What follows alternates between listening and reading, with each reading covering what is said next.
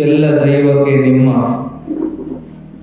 ಮೆಲ್ಲಡಿಯೇ ಘನವೆಂದು ಸೊಲ್ಲಿಗೊಮ್ಮೊಮ್ಮೆ ನುತಿಪೆ ನಾನು ಗುರುರಾಯ ಸಲ್ಲೀಲೆಯಿಂದ ಕೃಪೆಯ ಸದಾಕಾಲ ಸ್ಮರಣೀಯರಾದ ಗುರುದೇವರನ್ನು ಹೃದಯಾರ ಧ್ಯಾನಿಸಿಕೊಂಡು ಪ್ರವಚನ ಕಾರ್ಯಕ್ರಮದಲ್ಲಿ ಭಾಗಿಗಳಾದ ತಮ್ಮೆಲ್ಲರಿಗೂ ಶರಣಾರ್ಥಿಗಳು.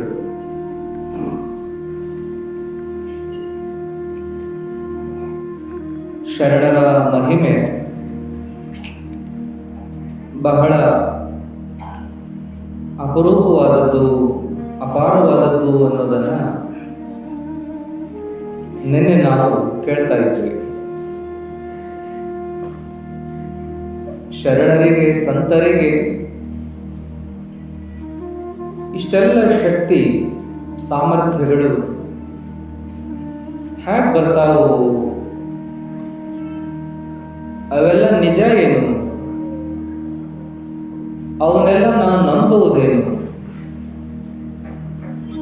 ಈ ಕಾಲಕ್ಕೂ ಕೂಡ ಅಂಥವು ನಡಿಲಿಕ್ಕೆ ಸಾಧ್ಯ ಇತ್ತೇನು? ನಂಬಿಕೆ ಮಾತ್ರದಿಂದ ಅವೆಲ್ಲವುಗಳ ಪರಿಣಾಮವನ್ನು ನಾವು ಅನುಭವಿಸಬಹುದೇನು ಅನ್ನುವಂಥ ಪ್ರಶ್ನೆ ಅನೇಕರ ಮನದಲ್ಲಿ ಇರತಕ್ಕಂಥದ್ದು.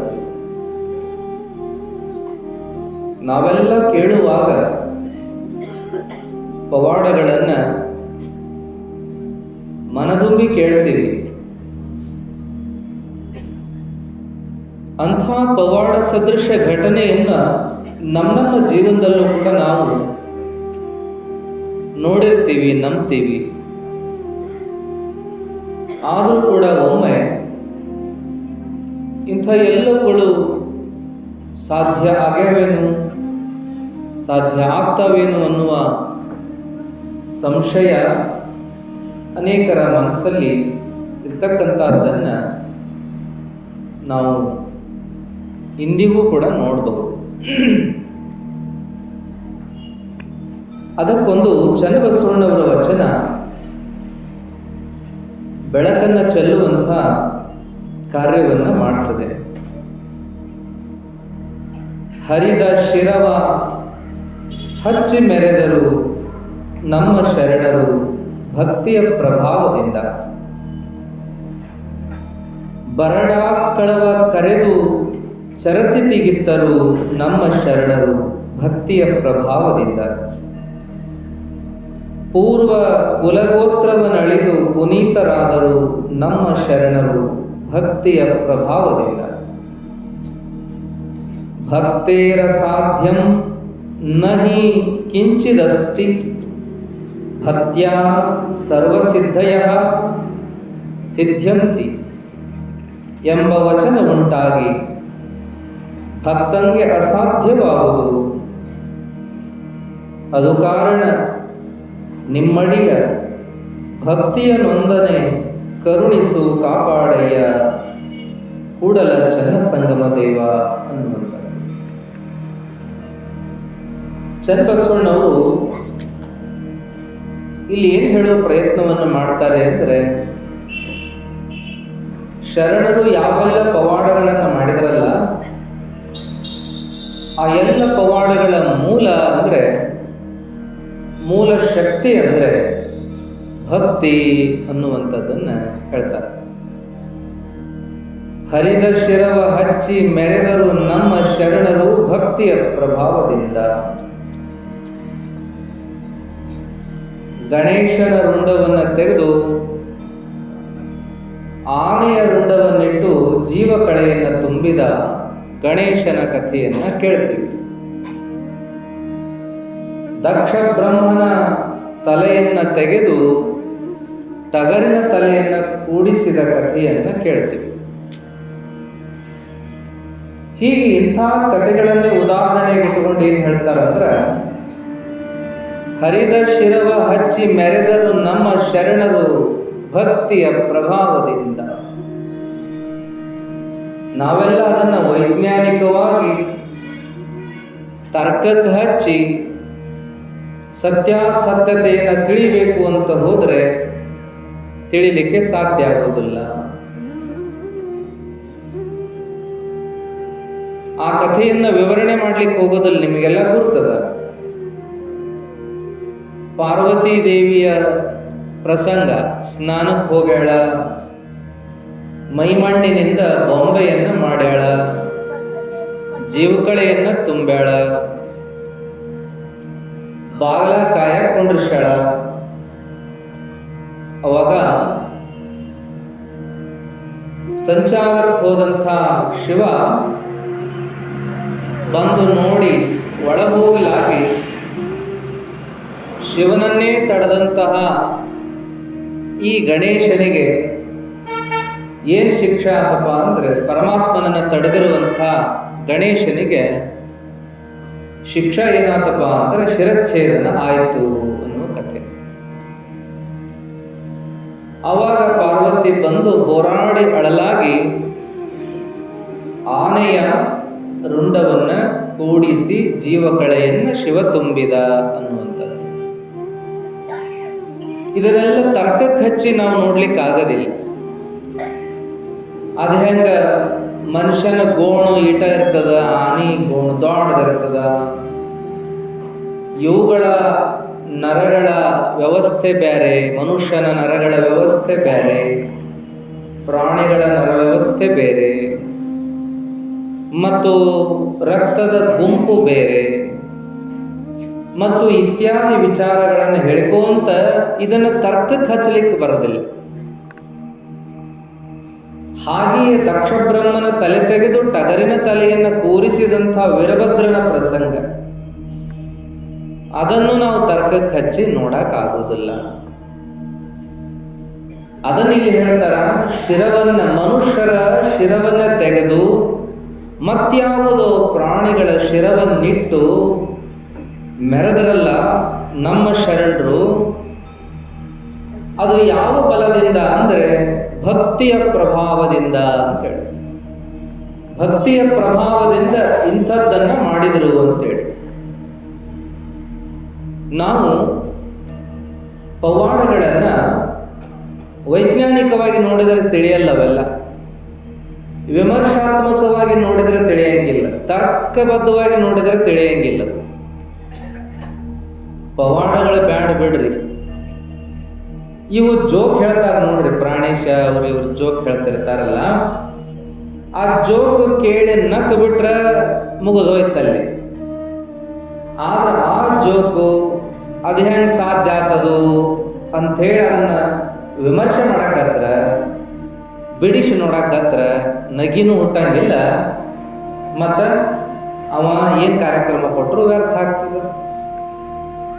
ಅದಕ್ಕಾಗಿ ಅವ ಏನು ಹೇಳ್ತಾನಂದ್ರೆ, ಪ್ರಾಣೇಶ, ಹಾಸ್ಯದ ಪ್ರಸಂಗಗಳನ್ನು ವಿಮರ್ಶೆ ಮಾಡಿ ನೋಡಕ್ಕೆ ಹೋಗ್ಬೇಡ್ರಿ, ನಗಾಕಂತ ಅಷ್ಟೇ ಇರ್ತಾವೋ, ನಕ್ಕ ಕೈ ಬಿಡೋದು, ಅದನ್ನು ವಿಮರ್ಶೆ ಮಾಡಬೇಡ್ರಿ. ಹಾಗೆಯೇ ಪವಾಡಗಳನ್ನು ವಿಮರ್ಶೆ ಮಾಡಿ ನೋಡಿದ್ರೆ ತಿಳಿಯಂಗಿಲ್ಲ, ತರ್ಕ ಮಾಡಿ ನೋಡಕ್ಕೆ ಹೋದ್ರೆ ತಿಳಿಯಂಗಿಲ್ಲವು. ಹಿಂಗೆ ಹಂಗ ಹಂಗೆ ಹಂಗ ಅಂದ್ರೆ ತಿಳಿಯಂಗಿಲ್ಲವು. ಅದಕ್ಕೆ ಪವಾಡಗಳು ಅಂದ್ರೆ ಏನು, ಎದಕ್ಕೆ ಅವು ನಡೆದವು ಅನ್ನೋದಕ್ಕೆ ನಾವೇನು ನೋಡಬಹುದು ಅಂದ್ರೆ, ಜನರನ್ನ ಸುಧಾರಣೆ ಮಾಡೋದಕ್ಕಾಗಿ, ಜನರಲ್ಲಿ ಭಕ್ತಿ ಜಾಗೃತಿಯನ್ನು ಮಾಡೋದಕ್ಕಾಗಿ, ಜನರನ್ನ ಅಧ್ಯಾತ್ಮದ ಜೀವನಕ್ಕೆ ಸೆಳೆಯುವುದಕ್ಕಾಗಿ, ಜನರಲ್ಲಿರ್ತಕ್ಕಂಥ ಅನೇಕ ಲೋಪದೋಷಗಳನ್ನು, ಕುಂದುಕೊರತೆಗಳನ್ನು ಕಳೆದು ಉದ್ಧಾರ ಮಾಡಲಿಕ್ಕಾಗಿ ಇಂಥ ಪವಾಡಗಳು ನಡೆದವು ಅಂತ ನಾವು ನೋಡ್ತೀವಿ. ಎಲ್ಲ ಮಹಾತ್ಮರ ಜೀವನದಾಗ ನಡೀತಾವ ಪವಾಡಗಳು, ನಡೆದಿದ್ದಾವೆ, ಇಂದಿಗೂ ನಡೀತಾ ಇದ್ದಾವೆ. ನಂಬೋರು ನಂಬ್ತಾರೆ, ನಂಬಲಾರ್ದವ್ರು ನಂಬಲ್ಲ, ಅದು ಅವರವರಿಗೆ ಬಿಟ್ಟ ವಿಚಾರ. ಆದರೆ ನಾವು ಅದನ್ನು ಸತ್ಯ ಸುಳ್ಳು ಅನ್ನಕ್ಕೆ ಹೋಗಬಾರ್ದು. ನಮಗದು ಅರ್ಥ ಆಗಿಲ್ಲ ಆದರೆ ನಾವು ಕೈ ಬಿಟ್ಟು ಬಿಡೋದು, ಅರ್ಥ ಆಗೈತಿ ಅಂದ್ರೆ ಆನಂದ ಪಟ್ಟು ಕೈ ಮುಗಿಯೋದು. ಭಕ್ತಿಯಿಂದ ಏನೆಲ್ಲ ಸಾಧ್ಯ ಅನ್ನೋದನ್ನ ಶರಣರು ಹೇಳ್ತಾರ. ಏನಪ್ಪ ಅಂದ್ರೆ, ಹರಿದ ಶಿರವ ಹಚ್ಚಿ ಮೆರೆದರು ನಮ್ಮ ಶರಣರು ಭಕ್ತಿಯ ಪ್ರಭಾವದಿಂದ. ತಲೆ ತೆಗೆದು ತಲೆ ಹಚ್ಚಿ ಮೆರೆದರು. ಯಾರು? ನಮ್ಮ ಶರಣರು. ಯಾವ ಪ್ರಭಾವದಿಂದ ಅಂದ್ರೆ ಭಕ್ತಿ ಪ್ರಭಾವದಿಂದ. ಇದು ಸಾಧ್ಯ ಆಯ್ತು ಅವ್ರಿಗೆ. ಬರಡಾಕಳವ ಕರೆದು ಚರಕತೆಗಿತ್ತರು ನಮ್ಮ ಶರಣರು ಭಕ್ತಿಯ ಪ್ರಭಾವದಿಂದ. ಬರಡಾಕಳವನ್ನ ಕರೆದರು. ಚನ್ನವೀರ ಶರಣರು ಜಂತ್ಲೇಶ್ವರರು ಅನ್ನೋ ಊರಾಗ ಒಬ್ಬರ ಮನೆಗೆ ಹೋಗ್ಯಾರ. ಯವ್ವ ಯಾಕ ಬ್ಯಾಸರ ಆಗೈತಿ, ಒಂದಿಟ್ಟು ಕಾಪಿ ಮಾಡ್ಬೇ ಅಂತಾರ. ಅಮ್ಮ ಹೇಳಿದ್ಲು, ಯಪ್ಪ ಒಂದಿಟ್ಟು ಕುಂದೂರು ಬರ್ತೀನಿ ಅಂತೇಳಿ ಏನೋ ಸೆರಗಿನಾಗ ಮುಚ್ಕೊಂಡು ಹೊಂಟಿದ್ಲು ಹೊರಗೆ. ಶರಣರು ಯಾಕೆ ನಿಲ್ಲಿಲ್ಲ ಅಂದ್ರು. ಇಲ್ಲಪ್ಪ 2 ನಿಮಿಷಪ್ಪ ಬನ್ನಿ ಮಾಡೇ ಬಿಟ್ನಿ ಅಂತ ಹೊರಗೆ ಹೊಂಟಾಗ, ಹೋಗೋಲ್ಯಾಕ ನಿಲ್ಲು, ಏನದು ಅಂತಂದ್ರು. ಏನಿಲ್ಲಪ್ಪ ಹಾಲಿಲ್ಲ, ಅದಕ್ಕೆ ಮೊದಲು ಮನ್ಯಾಗ ಡಿಸ್ಕೊಂಬಂದ್ರಾತಂತ ಹೊಂಟೀನಿ ಅಂದ್ಲು. ಅವಾಗ ಹಾಲು ಯಾಕಿಲ್ವೇ, ಗಟ್ಟುಳ್ಳಿ ಎಮ್ಮಿ ಕಟ್ಟಿದಿ, ಹಾಲಿಲ್ಲ ಅಂತಿದಿ ಅಂದ್ರು. ಯಪ್ಪ ಅದು ಹಿಂಡೋದು ಬಿಟ್ಟು ಹಾಲೆ ಭಾಳ ದಿನ ಆಗೈತಿ, ಮತ್ತು ಹಾಲು ಹೈನು ಮನ್ಯಾಗಿಲ್ಲ, ಬಾಸು ಇಲ್ಲೇ ಸಿಗ್ತಾವ, 1-2 ಕಾಳು ಎಸ್ಕೊಂಬರ್ತೀನಿ ಅಂದೆ. ಅವಾಗ ಶರಣರು ಅದ್ಯಾಕಾದೀತು, ನನಗೆ ನಿನ್ನ ಎಮ್ಮೆ ಹಾಲೇ ಬೇಕು, ಅದರಲ್ಲಿಯೇ ಕಾಪಿ ಮಾಡಿ ಕೊಡ್ಬೇಕು ಅಂದ್ರು. ಅದು ಹೆಂಗೆ ಆಕೈತಿಯಪ್ಪ, ಹೇಳಿದ್ನೆಲ್ಲ ಅದು ಹಿಂಡೋದು ಬಿಟ್ಟ ಭಾಳ ದಿನ ಆಗೈತಿ ಅಂತ. ಏನಿಲ್ಲ, ನನ್ನ ಹೆಸರು ಡುಬ್ಬ ಚಪ್ಪರಸು, ಕಾಪಿಗೆ ಆಗೋಟ್ಟು ಕೊಡ್ಲಿಕ್ಕಿಲ್ಲೇನು, ಅದು ನೋಡೋಣ ಅಂದರು. ಆಗಲಿ ಅಂಥೇಳಿ ಅದ ತಮಗೆ ಒಂದಿವ್ಸ ನೀರು ತುಂಬಿಕೊಂಡು ಮಲಿಗೆ ಗೊಜ್ಜಿ ಬೆನ್ನ ಚಪ್ಪರಿಸಿದ್ರೆ ಸುಮ್ಮನೆ ನಿಂತ್ಕೊಂತು. ಅದೊಂದು ತಂಬಿಗೆ ಹಾಲು ಕೊಡ್ತು. ಅದರಾಗ ಕಾಪಿ ಮಾಡಿಕೊಟ್ಟಾಗ ಶರಣರು ಕುಡಿದು ಆನಂದ ಪಟ್ಟರು. ನಿನ್ನ ಮನೆಯಾಗ ಎಂದೂ ಹೈನಿಲ್ಲ ಅನ್ನಂಗಿಲ್ಲವೇ, ಇರತತಿ ನೋಡು ಅಂತ ಹೇಳಿ ಸಂತೋಷದಿಂದ ಹೋದ್ರು ಅಂತ ಕೇಳ್ತೀವಿ. ಶಿಶುನಾಳ ಶರೀಫರ ಜೀವನದಾಗೂ ಬರ್ತದೆ. ಅವರು ಏನಪ್ಪ ಅಂದ್ರೆ ಅತಿಗೇರಿ, ಗುಡಿಗೇರಿ ಹಿಂಗೆಲ್ಲ ಅಡ್ಡಾಡ್ತಿರ್ತಾರ. ಹಾವಿನಾಳ, ಬಸನಾಳ, ಶಿಶುನಾಳ ಸುತ್ತಮುತ್ತ ಹಳ್ಳಿಗಳಲ್ಲೆಲ್ಲ ಅಡ್ಡಾಡ್ತಿರ್ತಾರ. ಅಲ್ಲಿ ಅತಿಗೇರಿಗೆ ಹೋದಾಗ ಏನಾಯ್ತು ಅಂದ್ರೆ, ಒಬ್ಬರು ಮನ್ಯಾಗ ಮುದುಕಿ ಇವ್ರ ಹಾದಿಗೆ ಹೋಗೋದನ್ನು ನೋಡಿದಾಕೆ ಕರೆದು, ಯಪ್ಪ ಬಾ ಇಲ್ಲೇ ಅಂತಂದು ಮುಖ ತೊಳೆಯಕ್ಕೆ ನೀರು ಕೊಟ್ಟು, ಕುಡಿಯಕ್ಕೆ ನೀರು ಕೊಟ್ಟು, ಅಗದಿ ಚಲೋ ಗಡಿಗ್ಯಾಗಿನ ತಣ್ಣನ ಮಜ್ಗಿನ ಕುಡಿಯಾಕ ಕೊಟ್ಟು ಕಳಿಸ್ತಿದ್ಲು. ಅವತ್ತೇನ ಮುದುಕಿ ಕರೀಲಿಲ್ಲ. ಕಟ್ಟಿ ಮ್ಯಾಗ ಕುಂತಾಕ ಎದ್ದು ನಿಂತು ಕೈ ಮುಗಿದಟ ಬಾನು ಅನ್ನಲಿಲ್ಲ ಏನು. ಶರೀಫರು 2 ನಿಮಿಷ ನಿಂತರಲ್ಲಿ ನಿಂತು ಮುದುಕಿ ಸಮೀಪ ಹೋದ್ರೆ, ಯಾವತ್ತಿಗೂ ನಾನು ಹಂಗ ಕಳಿಸಿಲ್ಲ ನೀ ಕೈ ಮುಗಿದು, ಇವತ್ತ್ಯಾಕ ಬೇ ಸುಮ್ಮ ಕೈ ಮುಕ್ಕೊಂಡು ನಿಂತಿ, ಕರೀಲಿಲ್ಲ ನನ್ನ ಅಂದ್ರು. ಏನಿಲ್ಲಪ್ಪ ಹಂಗೇನಿಲ್ಲ ಅಂತ. ಹ್ಯಾಂಗ ಬೇ ಮಜ್ಗಿ ಕುಡಿಲಾರ್ದ ನಿನ್ನ ಮನೆ ದಾಟಕ್ಕಾಕತ್ತೇನು? ನನಗೆ ಆಗೋದಿಲ್ಲ, ನನಗೆ ಮಜ್ಗಿ ಬೇಕ್ಯವ, ಕೇಳಾರ್ದ ಕೊಡಾಕಿ ಇವತ್ತು ಮರ್ತಿರ್ಬೇಕು ಅಂತ ನಾನ ಕೇಳಾಕ ಮುಂದೆ ಬನ್ನಿ ಅಂದಾಗ ಮುಖ ಸಣ್ಣ ಮಾಡಿ ತಲೆ ಕೆಳಗೆ ಮಾಡಿ, ಏನು ಹೇಳಪ್ಪ ಹೈನಿಲ್ಲ, ಬಂದಾಗೈತಿ, ದನ ಒದ್ಕೊಂಡವು ಅಂದ್ರು. ಹಿಂಗಾತನು ನನಗೆ ಗುರ್ತಿರ್ಲಿಲ್ಲ, ಆದರೂ ನನಗೆ ಹಾಲ ಹಿಂಡ್ತತಿ ಹಿಂಡಿ ಕೊಡಬೇ ಅಂದಾಗ ಅವಾಗ ಅವನು ಸಹಿತ ಶರೀಫರ ಮಾತಿನಂಗೆ ಆಗೋಲ್ದು ಯಾಕೆ ಅಂಥೇಳಿ ಎಮ್ಮೆ ಹಿಂಡ್ಕೊಂಡ್ರೆ ಬರಡಾದ ಎಮ್ಮೆ ಹಾಲು ಕೊಟ್ಟಿತ್ತು ಅನ್ನುವಂಥ ಕಥೆ ಬರ್ತದೆ. ಇಂಥ ಅನೇಕ ಪ್ರಸಂಗಗಳನ್ನು ನಾವು ನೋಡ್ತೇವೆ. ಭಾಳ ಜನ ಮಹಾತ್ಮರ ಜೀವನದೊಳಗನ ಬರ್ತಾವಿವೆ. ನೀನೊಲಿದರೆ ಕೊರಡು ಕೊನರುವುದಯ್ಯ, ನೀನೊಲಿದರೆ ಬರಡು ಹಯನಹುದಯ್ಯ, ನೀನೊಲಿದರೆ ವಿಷವು ಅಮೃತಬಹುದಯ್ಯ, ನೀನೊಲಿದರೆ ಸಕಲ ಪಡಿಪದಾರ್ಥಗಳಿದರಲ್ಲಿಪ್ಪವು ಕೂಡಲ ಸಂಗಮ ದೇವ. ದೇವರು ಒಲದ ಅಂದ್ರೆ ಏನ್ ಬೇಕಾದ್ರೆ ಆಗ್ಬಹುದು, ಬರೀ ಮಾಡ ಸುರಿಬಹುದು. ಮನೆ ಸುರಿತಲ್ಲ, ಮಳೆಗಾಲಲ್ಲ, ಮಾಡ ತುಂಬಿಲ್ಲ, ಗಾಳಿ ಬೀಸಿಲ್ಲ, ಗುಡುಗು ಹೊಡೆದಿಲ್ಲ, ಮಿಂಚು ಬಂದಿಲ್ಲ, ಆದರೂ ದೋ ಅಂತ ಒಮ್ಮೆ ಮಳೆ ಬಂದು ಹೋಗ್ಬಿಡ್ತು. ದೇವರಿಚ್ಛ ಯಾರು ಬಲ್ರು? ಹಾಗಾಗಿ ನೀನೊಲಿದರೆ ಕೊರಡು ಕೊನರುವುದಯ್ಯ. ದೇವರು ಒಲದ ಅಂದ್ರೆ ಒಣ ಕಟ್ಟಿಗೆ ಚಿಗಿತದಂತ, ದೇವರು ಒಲದ ಅಂದ್ರೆ ಬರಡಾಕಳ ಹಿಡಿತದಂತ, ದೇವರು ಒಲದ ಅಂದ್ರೆ ವಿಷ ಇದ್ದದ್ದು ಅಮೃತ ಕತ್ತಂತ. ಮೀರಾಬಾಯಿ ಸತ್ ಹೋಗ್ಲಂತ ಪಾಯಸದಾಗ ವಿಷ ಹಾಕಿ ಆಕೆ ಕೃಷ್ಣನ ಪೂಜಾ ಮಾಡಿ ಕೃಷ್ಣನ ಮುಂದೆ ಧ್ಯಾನಕ್ಕೆ ಕುಂತಾಗ ಎಡಿ ತಂದ ಇಟ್ರು ವಿಷ ಕಲಿಸಿದ್ದನ್ನು. ಮೀರಾಬಾಯಿ ಧ್ಯಾನಾಸಕ್ತಳಾಗ್ಯಾಳ. ಧ್ಯಾನ ಮುಗಿದಾದ ಮೇಲೆ ನೈವೇದ್ಯವನ್ನ ಕೃಷ್ಣನಿಗೆ ತೋರಿಸಿ ಆಕೆ ಶೇಷ ಪ್ರಸಾದ ಅಂತ ಉಣ್ತಿದ್ಲ. ಅವತ್ತೂ ಯಥಾ ಪ್ರಕಾರ ಮಾಡಿದ್ಲು. ವಿಷ ಕಲಿಸಿಟ್ಟವರು ಮರೆಯಲ್ಲಿ ನಿಂತು ನೋಡ್ತಾ ಇದ್ರು. ಆಕೆ ತಿನ್ನು ಮಠ ನೋಡೋಣ, ಒದ್ದಾಡಿ ಸಾಯೋದು ಕಂಡ ಹೋಗೋಣ ಅಂತ ನಿಂತಿದ್ರು. ಮುಂದಾದದ್ದೇನು ಅಂದ್ರೆ ನೈವೇದ್ಯ ಮಾಡಿ ಕೃಷ್ಣಾರ್ಪಣ ಮಸ್ತು ಅಂತ ಒಂದೊಂದು ತೊತ್ತನ್ನ ಆನಂದದಿಂದ ಕೃಷ್ಣ ಕೃಷ್ಣ ಅಂತ ತಿನ್ಲು. ಆದ್ರೆ ಆಕೆಗೆ ಏನೇನು ಆಗಲಿಲ್ಲ, ಸಾಯಲೇನೇ ಇಲ್ಲ, ಆಕೆಗೆ ತ್ರಾಸಾಗಲಿಲ್ಲ, ಒದ್ದಾಡಲಿಲ್ಲ, ಸಾಯಲಿಲ್ಲ. ವಿಷ ಬೆರೆಸಿದವರು ವಾಡಿ ಹೋಗಿ ಏನು ಹಾಕಿವು ನಾವು, ವಿಷ ಹಾಕಿವೋ ಏನು ಮತ್ತೊಂದು ಹಾಕಿವೋ ಅಂತ ಸಂಶಯ ಪಟ್ಟುಕೊಂಡ್ರಂತ ಹಂಗಾಗಿತ್ತು ಅಂತ ಕೇಳ್ತೀವಿ. ನೀನೊಲಿದರೆ ವಿಷವು ಅಮೃತಬಹುದಯ್ಯ. ಸಿದ್ಧಾರೂಢರಿಗೆ ಊಟದಲ್ಲಿ ವಿಷ ಹಾಕಿದ್ರು. ವಿಷ ಹಾಕಿದ್ರ ಪರಿಣಾಮ ಅವರಿಗೆ ಆಯಿತು, ಅವರಿಗೆ ತ್ರಾಸಾಯಿತು. ಸಾಮಾನ್ಯ ಮನುಷ್ಯರಗತ್ತೆ ಯಪ್ಪ ಅಂತ ಒದ್ದಾಡಲಿಲ್ಲ. ಅವರಿಗೆ ವ್ಯತ್ಯಾಸ ಆದದ್ದು ಕಂಡು ಬಂತು. ಸುಮ್ಮನೆ ಏನ್ ಮಾಡಿದ್ರು ಅಂದ್ರೆ ಶಿವ ಶಿವ ಅಂತ ಜಪ ಮಾಡಿಕೋತ ಕೂತ್ಬಿಟ್ರು.